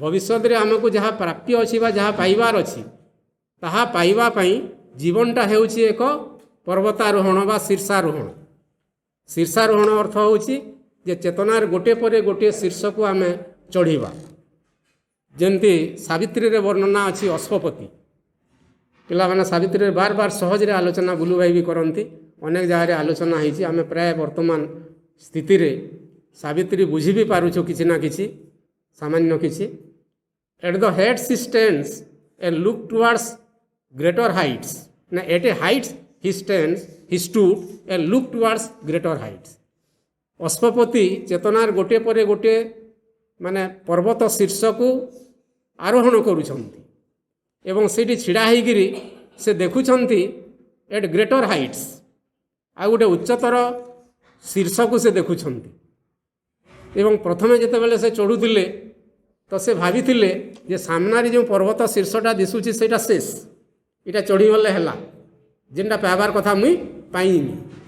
କିନ୍ତୁ ସେନ୍କେ ଚଢ଼ଲା ପରେ ସେ ଦେଖୁଛନ୍ ଗ୍ରେଟର ହାଇଟ୍, ଆହୁରି ଉଚ୍ଚତର ଗୋଟେ ଶୀର୍ଷ ଅଛି। ଏବଂ ସେ ଶୀର୍ଷ ବର୍ତ୍ତମାନ ତାକୁ ୱେଲକମ୍ କରୁଛି ଯେ ହେ ଅଗ୍ରଣୀ ବୀର, ତୁମେ ଆସ, ମୋତେ ତୁମେ ଆଲିଙ୍ଗନ କର, ମୋତେ ତୁମେ ବିଜୟ ହାସଲ କର, ମୁଁ ଏଇଠି ଅପେକ୍ଷା କରିଛି ତୁମକୁ ଆଲିଙ୍ଗନ କରିବା ପାଇଁ। ମା' ବି ସେମିତି, ମୁଁ ଲାଷ୍ଟରେ ସେ ମେସେଜଟା ପଢ଼ିବି ଯେ ମା' ଆମର ଯାତ୍ରାର ଶେଷରେ ଅଛନ୍ତି, ଏମିତି ହାତ ପ୍ରସାରଣ କରିକିରିଟା ଆମକୁ କୋଳେଇ ନେବା ପାଇଁ। ମା' ସେଇଟା ଯେଉଁ କହୁଛନ୍ତି ଏକ୍ଜାକ୍ଟଲି ସେ ମେସେଜଟା ଭାଇ ପଢ଼ୁଥିଲେ ବି, ବାବୁନା ଭାଇ ମୁଁ ଟିକେ ପୁଣି ପଢ଼ିବି। ତ ଆମର ଏଇ ଜୀବନର ଯାତ୍ରା ସେଇ ତୁଙ୍ଗ ଶିଖରକୁ, ଚେତନାର ଉତ୍ତୁଙ୍ଗ ଶିଖରକୁ ଆରୋହଣ କରିବା, ଗୋଟେ ପରେ ଗୋଟେ ଶିଖର ଆସିବ। ମନରୁ ଉଚ୍ଚତର ମାନସକୁ ଯିବା, ବୋଧିମାନସ, ଦୀପ୍ତମାନସ, ଅଧିମାନସ, ଅତିମାନସ, ଗୋଟିଏ ପରେ ଗୋଟିଏ ଚେତନାର ଶୀର୍ଷ ଆମ ପାଇଁ ଅପେକ୍ଷମାଣ ଅଛି। ଆମେ ନିଶ୍ଚିତ ଭାବରେ ବିଜୟଶ୍ରୀ ମଣ୍ଡିତ ହେବା। ଗୋଟେ ସମୟରେ ଯେତେବେଳେ କାର୍ଗିଲ ଯୁଦ୍ଧ ହେଲା, ପାକିସ୍ତାନୀ ସୈନ୍ୟମାନେ ଆସିଥିଲେ, ସେମାନେ ଅନେକ ଗୁଡ଼ିଏ ସେ କାର୍ଗିଲର ଛୋଟିଆ ଛୋଟିଆ ପାହାଡ଼ ଯେଉଁ ଉଚ୍ଚତାରେ ଥିଲା ତାକୁ ସେମାନେ କ୍ୟାପଚର କରିଥିଲେ, ସେଇଠି ତାଙ୍କର ମାନେ ଆଡ୍ଡା ରଖିଥିଲେ। ଏବଂ ଯେତେବେଳେ ଭାରତୀୟ ସେନା ଯାଉଥାନ୍ତି ବହୁତ ସଂଗ୍ରାମ କରିବାକୁ ପଡ଼ିଲା, କାରଣ ସେମାନେ ଉପରେ ଥାନ୍ତି, ଏମାନେ ତଳୁ ଚଢ଼ୁଥାନ୍ତି। ସେମାନେ ଏମିତି ମାନେ ଗନ୍ରେ ମାରି ଦେଉଥାନ୍ତି, ଗୋଟେ ପରେ ଗୋଟେ ଭାରତୀୟ ସେନାମାନେ ମରିକିରି ତଳକୁ ଖସି ପଡ଼ୁଥାନ୍ତି। ବହୁତ ଗୋଟେ ଡିଫିକଲ୍ଟ ୱାର୍ ଥିଲା କାର୍ଗିଲ ୱାର୍। ତଥାପି ଭାରତୀୟ ସେନାମାନେ ଗୋଟିଏ ପରେ ଗୋଟିଏ ମାନେ ସେ ଶିଖରକୁ ସେମାନେ ଗଲେ ଏବଂ ତାକୁ ସେଠି ତିରଙ୍ଗା ଝଣ୍ଡା ସେଠି ଲହରେଇଲେ ବା ସେଠି ଉଡ଼େଇଲେ ଏବଂ ପାକିସ୍ତାନର ପରାଜୟ ହେଲା ସେ ସୈନ୍ୟମାନଙ୍କ। ତ ଏଇଟା ମାନେ ସେ ପ୍ରକାର ଗୋଟେ ଚେତନାର ଗୋଟିଏ ପରେ ଗୋଟିଏ ଶିଖରକୁ ଆମର ଆରୋହଣ କରିବାର ଅଛି ଏବଂ ଆମ ଭିତରେ ଯାହା କିଛି ମାନେ ଅପରା ପ୍ରକୃତି ଅଛି, ଅପୂର୍ଣ୍ଣତା ଅଛି, ତା ଉପରେ ବିଜୟ ହାସଲ କରିବାର ଅଛି। ଆମ ସହିତ ମା' ଅଛନ୍ତି, ନିଶ୍ଚିତ ଭାବରେ ଯାତ୍ରା ଶେଷ ପର୍ଯ୍ୟନ୍ତ ରହିବି, ଚିନ୍ତା କରିବା ନାହିଁ। Nothing is more dangerous than wanting to rest. ଏଇଟା ସବୁଠାରୁ ଇମ୍ପୋର୍ଟାଣ୍ଟ ପିଲାମାନେ, ଏଇ ମେସେଜର ଲାଷ୍ଟରେ ଯେଉଁଟା ଅଛି, nothing is more dangerous than wanting to rest. Wanting to rest, ବାଟରେ ଚାଲୁଥିବା ବାଟରେ ଯଦି ଆମେ ଟିକେ ବିଶ୍ରାମ ନେବାକୁ ଚାହିଁବା ତାହେଲେ ସେଇଟା ହେଉଛି ସବୁଠାରୁ ବିପଜ୍ଜନକ, ସବୁଠାରୁ ଭୟଙ୍କର। ତାଠାରୁ ବୋଲି ଡେଞ୍ଜରସ୍ ଜିନିଷ ନାହିଁ। କାରଣ ଜୀବନଟା ଆମକୁ ଦିଆହେଇଛି ଚାଲିବା ପାଇଁ। କାଲି ଯାହା ଥିଲେ ଆଜି ଆମେ ତାହା ନାହୁଁ। ଧରାଯାଉ 1999 ମସିହାରେ ପ୍ରଥମ କରି ମୁଁ ଯେତେବେଳେ ଶ୍ରୀ ଅରବିନ୍ଦଙ୍କୁ ଜାଣିଲି, ତ ସେତେବେଳେ ମୁଁ ଯାହା ଥିଲି ଚେତନାରେ ହୁଏତ ତାହା ନଥିବି। ମୋର ଦୁର୍ଭାଗ୍ୟ ଯଦି ଟିକିଏ ବି ପରିବର୍ତ୍ତନ ହୋଇନଥିବ ହୁଏତ ଭିନ୍ନ କଥା, କିନ୍ତୁ ଅନ୍ତତଃ ଟିକିଏ ଯଦି ବି ପରିବର୍ତ୍ତନ ହୋଇଥିବ, ମୁଁ ସେଇଠି ଯେତେବେଳେ ଥିଲି, ଏବେ ନିଶ୍ଚିତ ଭାବରେ ଚେତନାର କିଛି ମାନେ ଅଧା ପାହାଇଲେ ଚଢ଼ିଥିବି ଏବଂ ଯଦି ଚଢ଼ିପାରି ନାହୁଁ, ନିଶ୍ଚିତ ଭାବରେ ଏଇ ଜୀବନଟା ବୃଥା ହୋଇଗଲା। ଏ ଜୀବନର ସବୁଠାରୁ ବଡ଼ ବିଫଳତା ଅନ୍ୟ କିଛି ନୁହେଁ ଯେ ମଣିଷ ଯଦି ନିଜର ସାଇକିକ୍ ଡିସ୍କଭରି ନ କରିକିରି, ଚୈତ୍ୟ ଆବିଷ୍କାର ନ କରି, ଚୈତ୍ୟ ଚେତନାକୁ ନ ଜାଣି, ଚୈତ୍ୟ ଉନ୍ମିଳନ ଯଦି ଗୋଟିଏ ପାଖୁଡ଼ା ମଧ୍ୟ ନ ହେଇକିରି ଏଇ ଜୀବନଟା ବୃଥା ଚାଲିଗଲା, ତାହେଲେ ଜୀବନର ସବୁଠାରୁ ଗ୍ରେଟେଷ୍ଟ ଫେଲ୍ୟୁର ଭାଇ ଭଉଣୀମାନେ, ଜୀବନର ସବୁଠାରୁ ବଡ଼ ବିଫଳତା ହେଉଛି ସେଇଆ। ଏବଂ କିଏ କେତେ ବର୍ଷ ବଞ୍ଚିଲା, କେତେ ବର୍ଷ ଧରି ମାଆଙ୍କୁ ଜାଣିଲା ବଡ଼ କଥା ନୁହେଁ। 2 ବର୍ଷ ଧରି ମାଆଙ୍କୁ ବି ଜାଣିଥିବ, 30 ବର୍ଷ ଧରି ମାଆଙ୍କୁ ଜାଣିଥିବା ଜଣେ ସାଧକ ଠାରୁ ବା ଭାଇ ଅପା ଠାରୁ ତାର ଆହୁରି ବେଶୀ ମଧ୍ୟ ଚେତନାର ଅଗ୍ରଗତି ହୋଇପାରିବ। ସେଇଟା କେତେ ବର୍ଷ ଧରି ମାଆଙ୍କୁ ଜାଣିଲେ ତାର ସାର୍ଟିଫିକେଟ୍ ନୁହେଁ। ଏଇଟା ତୁମେମାନେ ନୂଆ କରି ଯେଉଁମାନେ ମାଆଙ୍କୁ ଜାଣୁଛ, ଏଇଠି ଆସୁଛ, ସିମେନନଗର ସାଧନା ମନ୍ଦିରରେ ବା କେଉଁଠି ଆଶ୍ରମରେ ପାଠ ପଢ଼ୁଛ, ମାଆଙ୍କ ମୁହଁ ସହିତ ତୁମର ମୁହଁ ମିଶୁଛି, ମାଆଙ୍କ ରାକ୍ଷୀ ସହିତ ତୁମର ରାକ୍ଷୀ ମିଶୁଛି, you are much more fortunate than we people. ଆମମାନଙ୍କ ଅପେକ୍ଷା ତୁମେମାନେ ବେଶୀ ଭାଗ୍ୟବାନ ଯେ ତୁମମାନଙ୍କ ଭିତରେ ଆହୁରି ସମ୍ଭାବନା ଅଛି ଏବଂ ତୁମେ ଆମଠାରୁ ଆହୁରି ଶୀଘ୍ର ଦୌଡ଼ି ପାରିବ। ବହୁତ ଶୀଘ୍ର ତୁମେ ସେ ଲକ୍ଷ୍ୟସ୍ଥଳରେ ପହଞ୍ଚି ପାରିବ। ତ ଆମେ ଅଟକି ଯିବା ନାହିଁ। ସୁନ୍ଦର କଥା ମା' କହିଲେ, ଏଇଟା ଧୀରେନ ଭାଇ କହୁଥିଲେ। ମୁଁ ସେ ମେସେଜଟା ଆଉ ଟିକେ ପଢ଼ି 2-4ଟା ମେସେଜ ପଢ଼ି ଦେଉଛି। ଷ୍ଟାଗନେସନ୍ ମିନ୍ସ ଡିକମ୍ପୋଜିସନ୍। এই ମେସେଜର ପ୍ରଥମ ଲାଇନ୍ଟା କହିଲେ, ତାର 2-3ଟା ଲାଇନ୍ ପରେ ଅଛି, ମୁଁ ସେଟାକି ବି ଆଲୋଚନା କରୁଛି ଟିକେ। ତୁମେ ଯେଉଁମାନେ ମନେ ପକାଉଛ, ଧୀରେନ ଭାଇ ଯେତେବେଳେ ଆରମ୍ଭରୁ କହୁଥିଲେ এই ଲାଇନ୍ଟା ସେ କହୁଥିଲେ, ଷ୍ଟାଗନେସନ୍ ମିନ୍ସ ଡିକମ୍ପୋଜିସନ୍। ସ୍ଥାଣୁତା ଅର୍ଥ ହେଉଛି ଅବକ୍ଷୟ ହେବା। ତୁମେ ସ୍ଥାଣୁ ହୋଇକରି ରହିପାରିବ ନାହିଁ। ଷ୍ଟେଗନେଟ୍ ହେଇକି ରହିପାରିବନି ଗୋଟେ ଜାଗାରେ।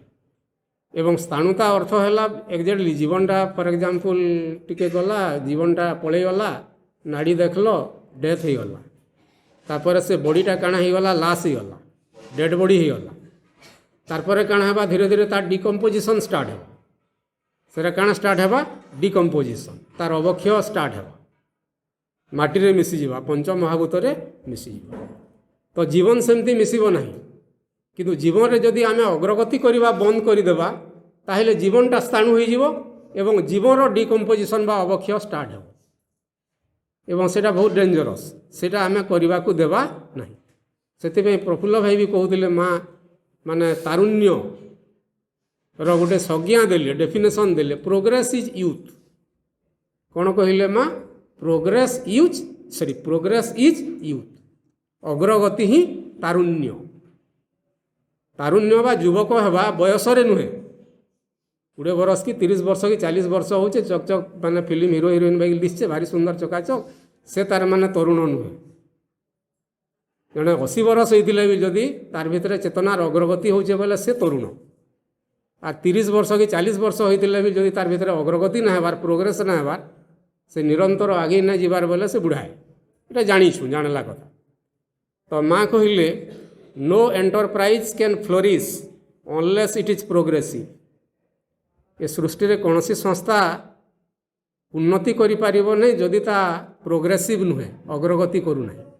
ଆଗକୁ ଯଦି ଯାଉନାହିଁ ତାହେଲେ କୌଣସି ମଣିଷ କେବଳ ନୁହେଁ, କୌଣସି ଏଣ୍ଟରପ୍ରାଇଜ୍ ବା ସଂସ୍ଥା ମଧ୍ୟ ବା ଅନୁଷ୍ଠାନ ମଧ୍ୟ ଫ୍ଲୋରିସ୍ କରିପାରିବ ନାହିଁ ବା ଡେଭଲପ୍ କରିପାରିବ ନାହିଁ, ଅଗ୍ରଗତି କରିପାରିବ ବା ଆଗକୁ ଯାଇପାରିବ ନାହିଁ।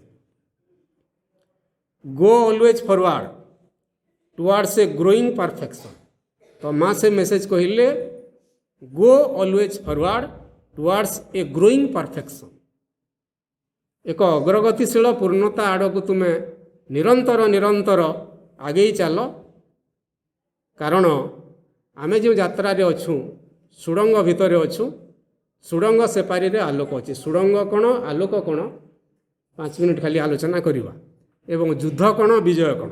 ଆଉ ଗୋଟେ ଦୁଇଟା ମେସେଜ ଖାଲି ମାଙ୍କର ଜଷ୍ଟ ପଢ଼ି ଦେଉଛି। In the constant March forward of the universe, whatever has been accomplished is nothing but the first step towards a greater realization. आगे पढ़ी दूचे। In the constant march forward of the universe, whatever has been accomplished is nothing but the first step towards a greater realization. ए सृष्टि बा ए विश्व ब्रह्मांडर गोटे यात्रा चली constant मार्च, आगु भी आलोचना कराइला। एवं ई यात्रा पथरे पृथ्वी रे जहाँ किसी एकम्प्लिस्ट कराई बा जहाँ किसी प्राप्त होइछि, मनीष जहाँ पाई बड़ बड़ कथा, कल कारखाना होइछि, जह्न राइजा को जाइए घर करिवार प्रयास करिछि, मंगल ग्रह को जाइए बिल से पाद पकईछि, विभिन्न प्रकार कथा मनीष करिछि, असंभव जिनस गुड़ाक भी संभव करिछि। किंतु जहाँ भी वर्तमान सुधा एकम्प्लिस्ट करिछि बा जहाँ किसी वर्तमान सुधा प्राप्त होइछि, इटा सबु किछि नुहे, केवल one step towards greater realization. स्थूल क्षेत्र रे हो, सूक्ष्म क्षेत्र रे हो, चेतनार अग्रगति क्षेत्र रे हो, आमे जहाँ पाइछुं इटा केवल ओनली वन स्टेप फॉरवर्ड, केवल गोटे पाद आगकू। पाद सरी नहीं, पाद पकेइबा सरी नहीं, यात्रा सरी नहीं, सरी नहीं यात्रा असरंती पथ, पथ प्रांते न अटकू चेतनार रथ। रथटा चालुची अटकी जीव नहीं, आमे आगे जीवा। एवं जेतेबेले आगे जीवा, आम भितरे गोटे धर्म थिबो, गोटे भाव थिबो, गोटे चेतना थिबो, गोटे प्रार्थना थिबो। सेटा कोन माँ कहिले, let us keep flaming in our heart the fire of progress. आम हृदय रे कोन थिबो, let us keep flaming in our heart the fire of progress. आम हृदय अंतराल रे बा हृदय अभ्यंतर रे अग्रगतिर बन्ही शिखा निरंतर प्रज्वलित हेउथो। चेतनार गोटे पाद आगु गला पर अटकी जीवा नहीं। दिव्य एक असंतोष से गीतरे अच्छी, दरकार पड़े समय हेले भाई कहे अंततः से चोरैवती गीतटा गायिकी एंड करी आगे चल निरंतर।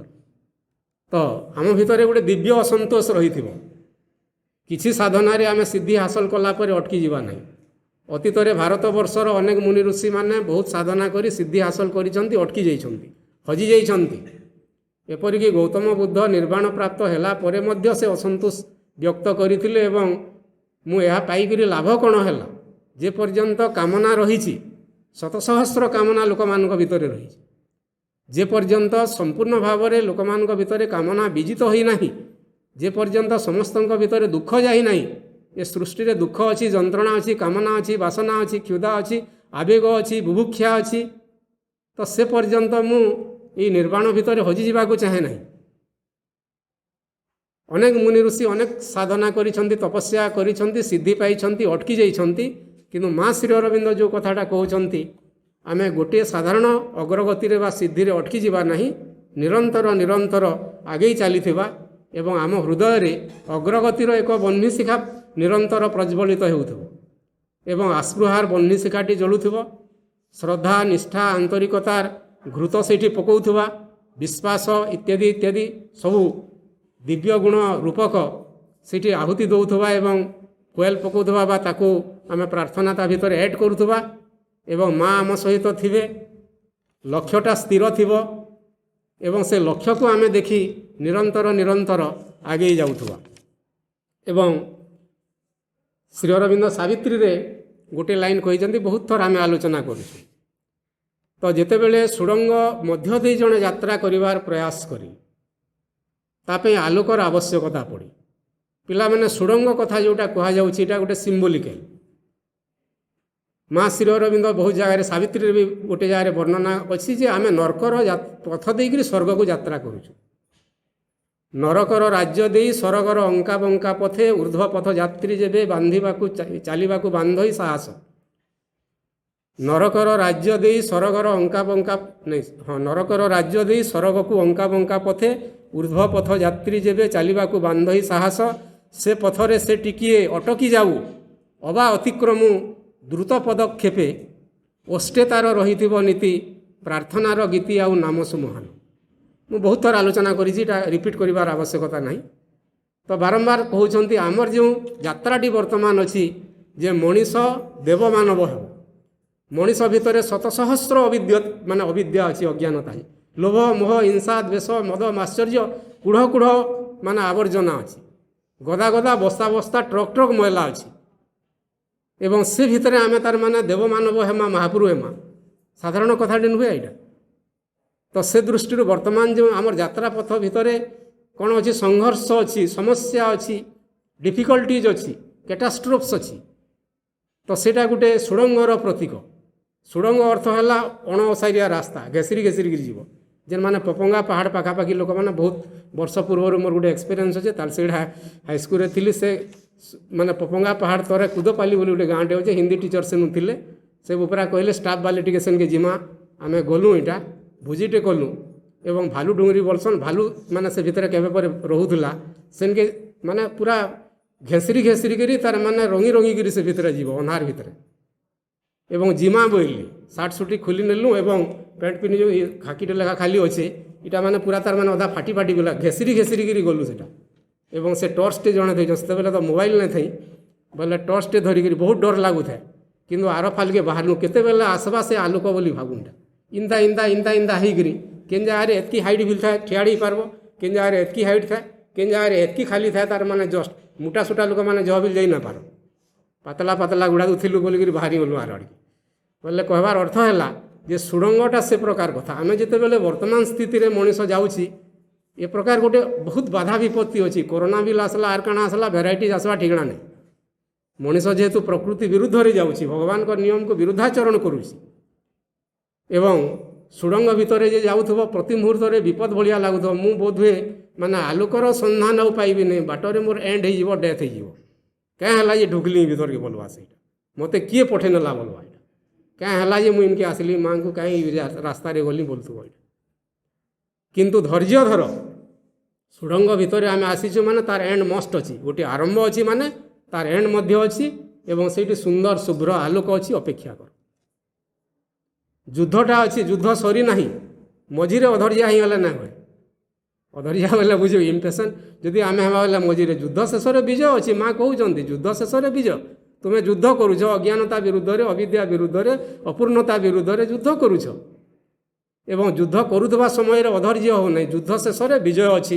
ବର୍ତ୍ତମାନ ଗୋଟେ ଡିଫିକଲ୍ଟ ଟାଇମ୍ ଆସିଛି। ଭୟଙ୍କର ଭାବରେ ଶତ୍ରୁ ଶକ୍ତି, ଅସତ୍ୟ ଶକ୍ତି, ଅଜ୍ଞାନ ଶକ୍ତି ବର୍ତ୍ତମାନ ସମସ୍ତେ ମିଶିକିରି ସମୂହ ଭାବରେ ଆକ୍ରମଣ କରୁଛନ୍ତି। ସପ୍ତରଥୀ ଆକ୍ରମଣ କଲା ଭଳିଆ ଅଭିମନ୍ୟୁ ମରିଯାଇଥିଲା କିନ୍ତୁ ଆମେ ମରିବା ନାହିଁ। ସପ୍ତରଥୀ କାଣା 1000 ରଥୀ ହେଇକିରି ମାନେ ସେମାନେ ଅପଶକ୍ତି ଆକ୍ରମଣ କଲେ ମଧ୍ୟ ଆମର ମୃତ୍ୟୁ ନାହିଁ, ନିଶ୍ଚିତ ଭାବରେ ଆଗକୁ ଯିବା। ଏବଂ ସେଥିପାଇଁ ଏଇଟା ସିମ୍ବଲିକ୍ ଭାଇ ଭଉଣୀମାନେ ଭାରତବର୍ଷରେ ମଧ୍ୟ ଥିଲା। ତୁମେ ବାରମ୍ବାର ଆଲୋଚନା ହୋଇଛି ଉତ୍ତିଷ୍ଠତ ଜାଗ୍ରତ ପ୍ରାପ୍ତ ବରାନ୍ ନିବୋଧିତ। Arise awake and stop not till the goal is reached. ଏଇଟା ବିବେକାନନ୍ଦ ବି କହିଥିଲେ ଯେ ଉତ୍ତିଷ୍ଠତ ଜାଗ୍ରତ, ଉଠ, ଜାଗ୍ରତ ହୁଅ, ଶୋଇ ରହ ନାହିଁ, ଆଗେଇ ଚାଲ ଯେ ପର୍ଯ୍ୟନ୍ତ ଲକ୍ଷ୍ୟ ହାସଲ ହୋଇନାହିଁ। Arise awake stop not till the goal is reached or realised. ଯେ ପର୍ଯ୍ୟନ୍ତ ଗୋଲ୍ ବା ଲକ୍ଷ୍ୟ ସ୍ଥଳରେ ତୁମେ ପହଞ୍ଚି ନାହଁ ତ ସେ ପର୍ଯ୍ୟନ୍ତ ଅଟକ ନାହିଁ, ଆଗେଇ ଚାଲ, ଆଗେଇ ଚାଲ, ଆଗେଇ ଚାଲ ନିରନ୍ତର। ଯୁଗ ସମ୍ପର୍କରେ ମଧ୍ୟ ଆଲୋଚନା କରାଯାଏ। ଶୟନାଥ ଭବତୀ କଳି, କଳିଯୁଗ ବୋଇଲେ ଶୋଇ ରହିବାର କଥାଟା ସିମ୍ବଲିକଟା। ତାପରେ ଧୀରେ ଧୀରେ ମାନେ ଟିକେ ଉଠିଲ, ତ୍ରେତୟା ଯୁଗ ଆସିଲା, ଟିକେ ମାନେ ଚାଲିବା ପାଇଁ ପ୍ରସ୍ତୁତ ହେଲ, ଦ୍ୱାପର ଯୁଗ ଆସିଲା ଏବଂ ସତ୍ୟ ଯୁଗର ସିମ୍ବଲିକ୍ ହେଉଛି ଆଗେଇ ଚାଲିବା, ଅଗ୍ରଗମନ, ଚାଲ, ଚାଲିବାଟା। ତ ଶୋଇବାଟା କଳିର ପ୍ରତୀକ କିନ୍ତୁ ଚାଲିବାଟା ହେଉଛି ସତ୍ୟ ଯୁଗର ପ୍ରତୀକ। ଅତଏବ ଆମେ ଚାଲିବା ନିଶ୍ଚିତ ଭାବରେ, ଅଟକି ଯିବା ନାହିଁ ବାଟରେ। ଏବଂ ସେ ଦୃଷ୍ଟିରୁ ଶେଷ କଥାଟା a light there is that leads a power that aids. Shri Aurobindo ସାବିତ୍ରୀରେ କହିଲେ ଯେ ଆମେ ଯେତେବେଳେ ସୁଡ଼ଙ୍ଗ ପଥ ଦେଇ ଯାଉଛୁ, ଅନ୍ଧକାର ଅଛି, ଯେତେବେଳେ ସୃଷ୍ଟିର ସକଳ ଅନ୍ଧକାର ବା ସକଳ ଆଲୋକ ନିର୍ବାପିତ ହୋଇଯାଇଥାଏ, ନା ଆକାଶରେ ସୂର୍ଯ୍ୟ ଥାନ୍ତି, ନା ଚନ୍ଦ୍ର ଥାନ୍ତି, ନା ତାରାମାନଙ୍କର ମିଞ୍ଜି ମିଞ୍ଜି ଆଲୁଅ ଦେଖାଯାଉଥାଏ, ସବୁ ଆଲୋକ ଲିଭି ଯାଇଥାଏ। ସେତେବେଳେ ମଧ୍ୟ ଗୋଟିଏ ଆଲୋକ ଥାଏ ଅନ୍ତର ଭିତରେ, ସେ ଆଲୋକ କେବେ ଲିଭେ ନାହିଁ। ଏବଂ ସେଥିପାଇଁ ଶ୍ରୀ ଅରବିନ୍ଦ ସାବିତ୍ରୀରେ କହିଲେ a light there is that leads. ତୁମେ ଦେଖ ତୁମ ହୃଦୟ ଭିତରେ ଗୋଟିଏ ଆଲୋକ ଅଛି ଏବଂ ସେ ଆଲୋକ ତୁମକୁ ଆଗେଇ ନେଉଛି, ଲିଡ୍ କରୁଛି ସେ ସୁଡ଼ଙ୍ଗ ଭିତରେ, ସେ ଅନ୍ଧକାର ଭିତରେ। And there is a power that aids. ଗୋଟେ ଶକ୍ତି ଅଛି, ସେ ତୁମକୁ ସହାୟତାର ହସ୍ତ ଏଠି ରଖିଛି। ସେ ଶକ୍ତି ହେଉଛି ମାଙ୍କର ଶକ୍ତି। ମା ସାହାଯ୍ୟର ବରଦ ହସ୍ତ ରଖି ଆମ ସହିତ ଯାଉଛନ୍ତି। ଆମ ଭିତରେ ଆତ୍ମା ବା ଚୈତ ଚେତନା ରୂପକ ଗୋଟିଏ ଆଲୋକ ଅଛି, ସେ ଆଲୋକ କେବେ ଲିଭେ ନାହିଁ। ଆତ୍ମଦୀପମ୍ ଶ୍ରେଷ୍ଠ ଦୀପମ୍, ଆତ୍ମଦୀପମ୍ ସମ ନାନ୍ୟ ଦୀପମ୍। ଶାସ୍ତ୍ର ବି ବର୍ଣ୍ଣନା କରାଯାଇଛି। ଆତ୍ମଦୀପ ବା ଯେଉଁ ଆତ୍ମା ରୂପକ ପ୍ରଦୀପ, ଏ ସୃଷ୍ଟିର ଶ୍ରେଷ୍ଠ ପ୍ରଦୀପ, ତାହା କେବେ ଲିଭେ ନାହିଁ। ତ ସେ ଆଲୋକଟି ଆମ ଭିତରେ ଅଛି, ଚୈତ ଚେତନାର ପ୍ରଦୀପ, ତାକୁ ପ୍ରଜ୍ୱଳିତ କରି ରଖିବା ଆମେ ପ୍ରତି ମୁହୂର୍ତ୍ତରେ। ମାଙ୍କର ଶକ୍ତି ଅଛି, ଆମକୁ ସାହାଯ୍ୟ କରୁଛି ପ୍ରତି ମୁହୂର୍ତ୍ତରେ। ମା ସେପାରିରେ ଅଛନ୍ତି, ନିଶ୍ଚିତ ଭାବରେ ଆମେ ଆଗେଇ ଯିବା। The way is open, last message. ମା ଅପେକ୍ଷା କରିଛନ୍ତି କେମିତି, ଯେନ୍ ଫରୱାର୍ଡ଼ ଗୋ ମାର୍ଚ୍ଚ ଯେନ୍ ବୋଲୁଥିଲେ ଭାଇ, ଶେଷେ ତାର ମାନେ ଏଣ୍ଡ ପଏଣ୍ଟରେ ଅଛନ୍। କିଏ ଫାଷ୍ଟ ହେବା, କିଏ କାଣା ହେବା, କିଏ ଆସୁଛନ୍ ମୋର ସନ୍ତାନ ମାନେ ରେସ୍ରେ ଆସୁଛନ୍, ମୁଇଁ ଅଟକିଛେ ତାହାକୁ ତାର ମାନେ କୋଳେଇ ନେବାର ଲାଗି। ଦି ୱେ ଇଜ୍ ଓପନ୍, ରାସ୍ତା ଉନ୍ମୁକ୍ତ ଅଛି। ମାଇ ଡିଅର୍ ଚାଇଲ୍ଡ, ହଁ, the way is open my dear child, ହେ ମୋର ପ୍ରିୟ ସନ୍ତାନ, ରାସ୍ତା ଉନ୍ମୁକ୍ତ ଅଛି, ଆସ। And I am waiting for you with my arms wide to receive and enfold you affectionately. ଆର୍ଘା ପଢ଼ି ଦେଉଛନ୍ ଦେଖ। The way is open my dear child and I am waiting for you with my arms wide open to receive and enfold you affectionately. ହେ ମୋର ପ୍ରିୟ ଶିଶୁ, ହେ ମୋର ପ୍ରିୟ ସନ୍ତାନ, ତୁମର ଆଗେଇ ଚାଲିବା ରାସ୍ତାଟି ଉନ୍ମୁକ୍ତ, ତୁମେ ଆସ, ମୁଁ ଅପେକ୍ଷା କରିଛି ମୋର ହସ୍ତକୁ ପ୍ରସାର କରି ତୁମକୁ ମୁଁ ସ୍ନେହରେ ରିସିଭ୍ କରିବି ଏବଂ ଏନଫୋଲ୍ଡ ୟୁ, ମୁଁ ଆଲିଙ୍ଗନବଦ୍ଧ କରିବି ଏଫେକ୍ସନେଟଲି, ଶ୍ରଦ୍ଧାର ସହିତ ମା ଯେପରି ତାର ସନ୍ତାନକୁ ଶିଶୁକୁ ଶ୍ରଦ୍ଧାର ସହିତ କୋଳେଇ ନିଏ, ଠିକ୍ ସେପରି ମା ଦିବ୍ୟ ଜନନୀ କରୁଣାମୟୀ ସୁଡ଼ଙ୍ଗ ସେପାରିରେ ଯୁଦ୍ଧ ଶେଷରେ ଅପେକ୍ଷା କରିଛନ୍ତି, ରାସ୍ତା ଶେଷରେ ଅପେକ୍ଷା କରିଛନ୍ତି। ଆସନ୍ତୁ ଆମେ ସେ ଚରେଇବତୀ ଧର୍ମ ପାଳନ କରି ଆଗେଇ ଯିବା। ଚରେଇବତୀ ଚରେଇବତୀ ଚରଣମୟୀ ମଧୁବିନ୍ଦନ୍ତି। ଚରେଇବତୀ ଚରେଇବତୀ ଚରେଇବତୀ ଚିର ମନ୍ତ୍ର ଆମର ଜୀବନେ ମନ୍ତ୍ର। ଭାଇ ସେ ଗୀତଟି ଦରକାର ପଡ଼ିଲେ ଗାଇବେ। ଟାଇମ୍ ସରିଗଲାଣି। ସମସ୍ତଙ୍କୁ ଧନ୍ୟବାଦ ଜଣାଇ ରଖୁଛି। ବନ୍ଦେ ମାତରମ୍। ଭାଇ ବାପାମାନେ, ମା ଯେ ଅଛନ୍ତି ବୋଲି ଆମେ ଢିଲା ହେବାର ବି ନାହିଁ। ମା ଅନେକ ଜାଗାରେ ଲେଖିଲେ ଆମେ ପଢ଼ିଛେ ଯେ ସବୁକିଛି ନିର୍ଭର କରୁଛି ମଣିଷମାନଙ୍କ ଉପରେ। ଭାଇ କହୁଥିଲେ ରୂପାନ୍ତରର ଯାବତୀୟ ସମ୍ଭାବନା ମଣିଷମାନଙ୍କ ଭିତରେ ଅଛି। ହୁଏତ ଦେବତାମାନେ ସେ ସୁଯୋଗର ଅଧିକାରୀ ନୁହନ୍ତି, କିନ୍ତୁ ଚିନ୍ତା କର ଯେ ଆମେ କେତେ କୃପାପ୍ରାପ୍ତ, କେତେ ସୌଭାଗ୍ୟବାନ ଯେ ଯାହା ଦେବତାମାନଙ୍କୁ ପ୍ରାପ୍ତ ହୁଏନି ଆମକୁ ପ୍ରାପ୍ତ ହେଉଛି। କିନ୍ତୁ ଖାଲି କଥାରେ କହିକି ଯେ ଆମକୁ ପ୍ରାପ୍ତ ହେଉଛି ସୌଭାଗ୍ୟ କହିଲେ ହେବ ନା, ସେ ସୌଭାଗ୍ୟକୁ ଗ୍ରହଣ କଲେ ହେବ ଆମ ନିଜ ଉପରେ ନିର୍ଭର କରେ। ଧୀରେନ ଭାଇ କହୁଥିଲେ ଏଇଟା ହେଉଛି ମହାକାଳୀଙ୍କର ପ୍ରହାର। ମା ଅନେକ ଜାଗାରେ ବହୁତ ବର୍ଷ ତଳର ଗୋଟେ ମା ସ୍ଥୂଳ ଶରୀର ତ୍ୟାଗ କଲା ପରେ ନବବର୍ଷର ବାଣୀରେ ଅଛି ସବୁକିଛି ନିର୍ଭର କରୁଛି ମଣିଷମାନଙ୍କ ଚେତନାର ଉପରେ। ପୁଣି ଅଛି ସତ୍ୟକୁ ଗ୍ରହଣ କରିବାକୁ ହେବ। ଭାଇ ତ କହିଲେ ଆମେ ସତ୍ୟରେ ପ୍ରବେଶ କରିସାରିଲେଣି। ଯେଉଁମାନେ ଆଗଉଛୁ ଏବଂ ସତ୍ୟଯୁଗର ଲକ୍ଷଣ ହେଲା ଆଗେଇବା। ଆମେ କେତେ ଭାଗ୍ୟବାନ ସତ୍ୟଯୁଗରେ ପ୍ରବେଶ କରିସାରିଲୁଣି। କିନ୍ତୁ ପୁଣି ମା କହୁଛନ୍ତି ଯେଉଁମାନେ ସ୍ୱତଃସ୍ଫୂର୍ତ୍ତ ଭାବରେ ସ୍ୱେଚ୍ଛାକୃତ ଭାବରେ ଗ୍ରହଣ ନ କରିବେ ସତ୍ୟକୁ, ବା ଏହି ପଥରେ ଆଗେଇବେ ନାହିଁ, ସେତେବେଳେ ଗଳା ଧକ୍କା ଦିଆଯିବ। ଏଇଟା ସେଇ ଶବ୍ଦ, ଅନୁବାଦିତ ଶବ୍ଦ, ଗଳା ଧକ୍କା ଦିଆଯିବ। ଆମେ କାହିଁକି ଅପେକ୍ଷା କରିବା ଯେଉଁଠି ଆମ ଯେମିତି ଜଗନ୍ନାଥଙ୍କ ରଥ ଭଳି ଆଗରୁ ଟଣା ହେଉଛୁ, ପଛରେ ଠେଲା ହେଉଛୁ। ମା ଆଗରୁ ଟାଣୁଛନ୍ତି, ପଛରୁ ଠେଲୁଛନ୍ତି। ତଥାପି କ'ଣ ଆମେ ଏତେ ସ୍ଥାଣୁ ଯେ ଆହୁରି ଅଟକି ରହିବାକୁ ଚେଷ୍ଟା କରିବା ସେ ଧକ୍କା ଖାଇବା ପର୍ଯ୍ୟନ୍ତ? ଏବଂ ମା କହୁଛନ୍ତି ଏହି ପୃଥିବୀର ଗ୍ରହଣଶୀଳତାର ଅଭାବ ଯୋଗୁଁ ହିଁ ଶ୍ରୀ ଅରବିନ୍ଦଙ୍କୁ ସ୍ଥୂଳ ଶରୀର ତ୍ୟାଗ କରିବାକୁ ପଡ଼ିଥିଲା। ମହାସମାଧିରେ ଯେଉଁ ବାଣୀ କୃତଜ୍ଞତାର ଭାଷା ମା ପ୍ରକାଶ କରିଛନ୍ତି ସ୍ୱୟଂ ଯେ ପ୍ରଭୁ ତୁମେ କେତେ କରିଛ, ଆମେ ଅନୁଭବ କରିବା ଆମ ପାଇଁ, ଏ ମାନବ ଜଗତ ପାଇଁ ଶ୍ରୀ ଅରବିନ୍ଦ ଏବଂ କରୁଣାମୟୀ ମା କେତେ କରିଛନ୍ତି, କେତେ ସହିଛନ୍ତି। ଏବଂ ମାଙ୍କ ଭାଷାରେ ସେସବୁ ପ୍ରତି, ସେସବୁ ପାଇଁ ଆମେ ତୁମ ପାଖରେ କୃତଜ୍ଞ, ଚିର କୃତଜ୍ଞ।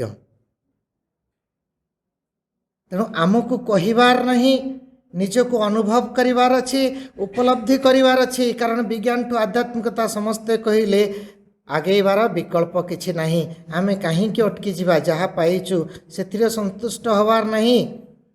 ମାଙ୍କ ବାଣୀ ସମସ୍ତେ ଜାଣିଛୁ, ସଫଳତା ଆମର ଲକ୍ଷ୍ୟ ନୁହଁ, ପୂର୍ଣ୍ଣତା ଆମର ଲକ୍ଷ୍ୟ। ତେଣୁ ପୁଣି ମା କହିଲେ ପୂର୍ଣ୍ଣତା ଶେଷ ନାହିଁ। ତେଣୁ ଆମେ ଆଗେଇ ଯିବାର ଅଛି। କେଉଁ ପର୍ଯ୍ୟନ୍ତ? ନା ଶେଷ ପର୍ଯ୍ୟନ୍ତ, ମାଙ୍କ ପାଖରେ ପହଞ୍ଚିଲା ପର୍ଯ୍ୟନ୍ତ। ଭାଇ କହୁଥିଲେ ଏ ଜଗତର ନିୟତି ହେଉଛି ଭଗବାନଙ୍କର ଅଭିବ୍ୟକ୍ତି। ସବୁରି ଭିତରେ ଭଗବାନ ପ୍ରକାଶିତ ହେବେ।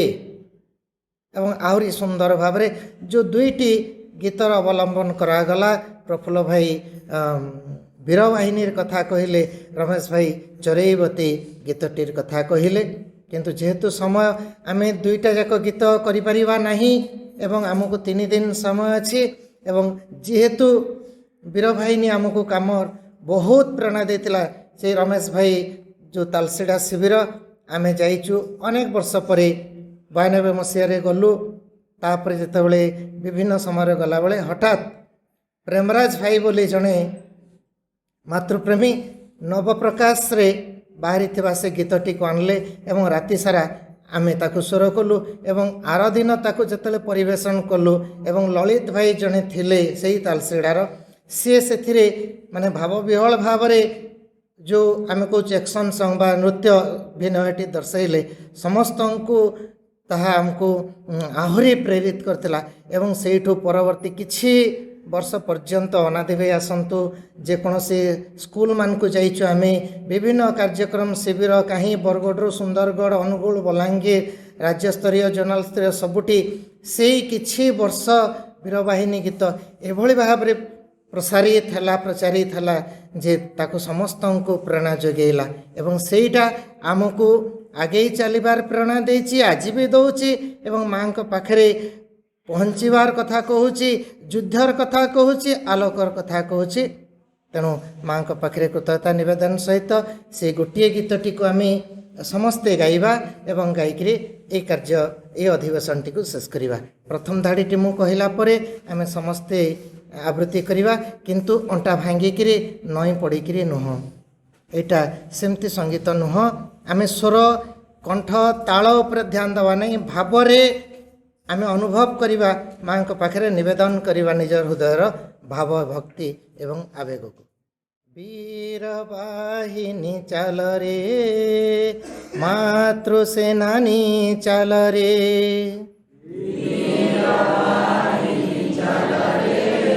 ଜୋରେ বীরবাহিনী চাল রে মাতৃসেনানী চাল রে,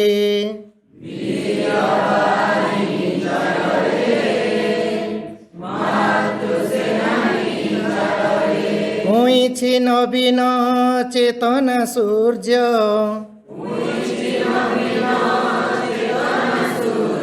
হইছি নবীন চেতনা সূর্য,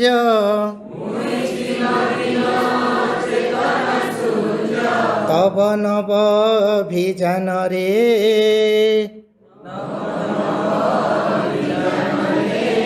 বীরবাহিনী চাল রে, বীরবাহিনী চাল রে মাতৃসেনানী চাল রে,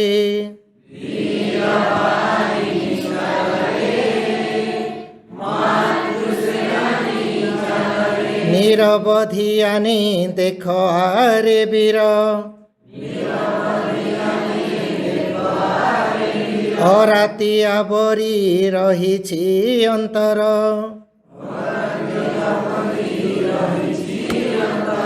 নিরবধিয়ানি দেখ আরে বীর,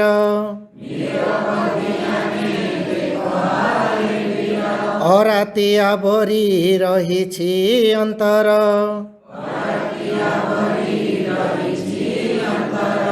আত্মশকতে বন্নি খড়গে,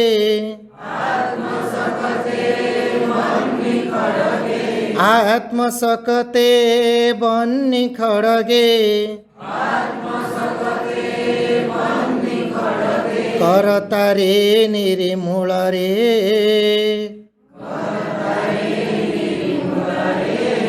বীরবাহিনী চাল রে,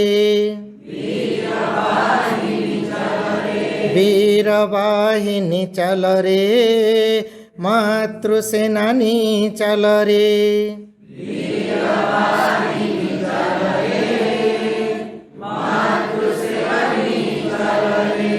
বোমা কমাণর নুহে সমর,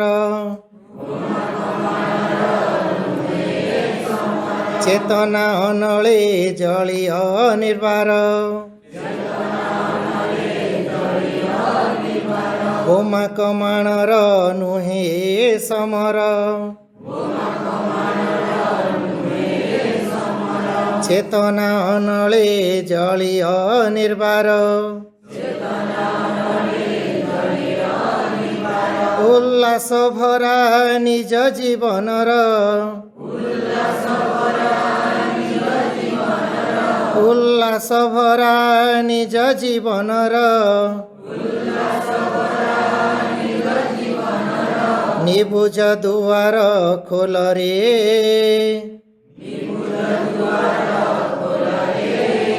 বীরবাহিনী চাল রে, বীরবাহিনী চাল রে মাতৃসেনানী চাল রে,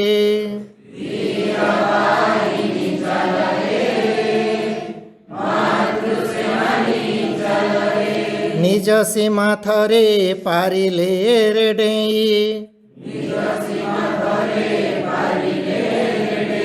देखिबु असीम आसुछि ओह्लाई निज सीमा थरे पारिले रे डेई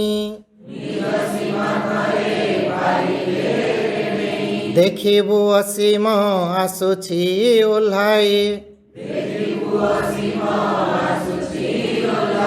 चिर विजयिनी दिव्य जननी चिर विजयिनी दिव्य जननी तोଳି नेबे तते कोଳରେ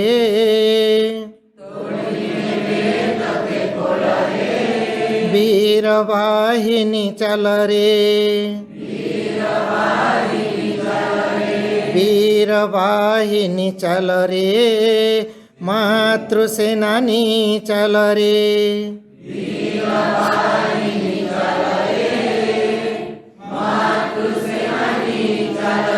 मुइछि नवीन चेतना सूर्य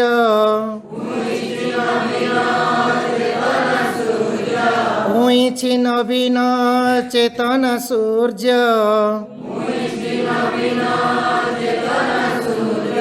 तब नव अभियान रे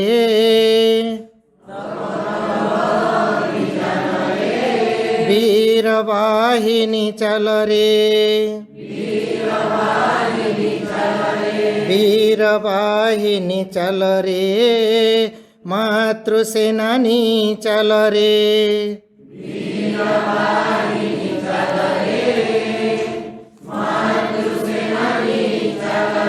एक संगे वीर वाहिनी चल रे मातृसेनानी चल रे वीर वाहिनी चल रे मातृसेनानी चल रे वीर वाहिनी चल रे मातृसेनानी चल रे।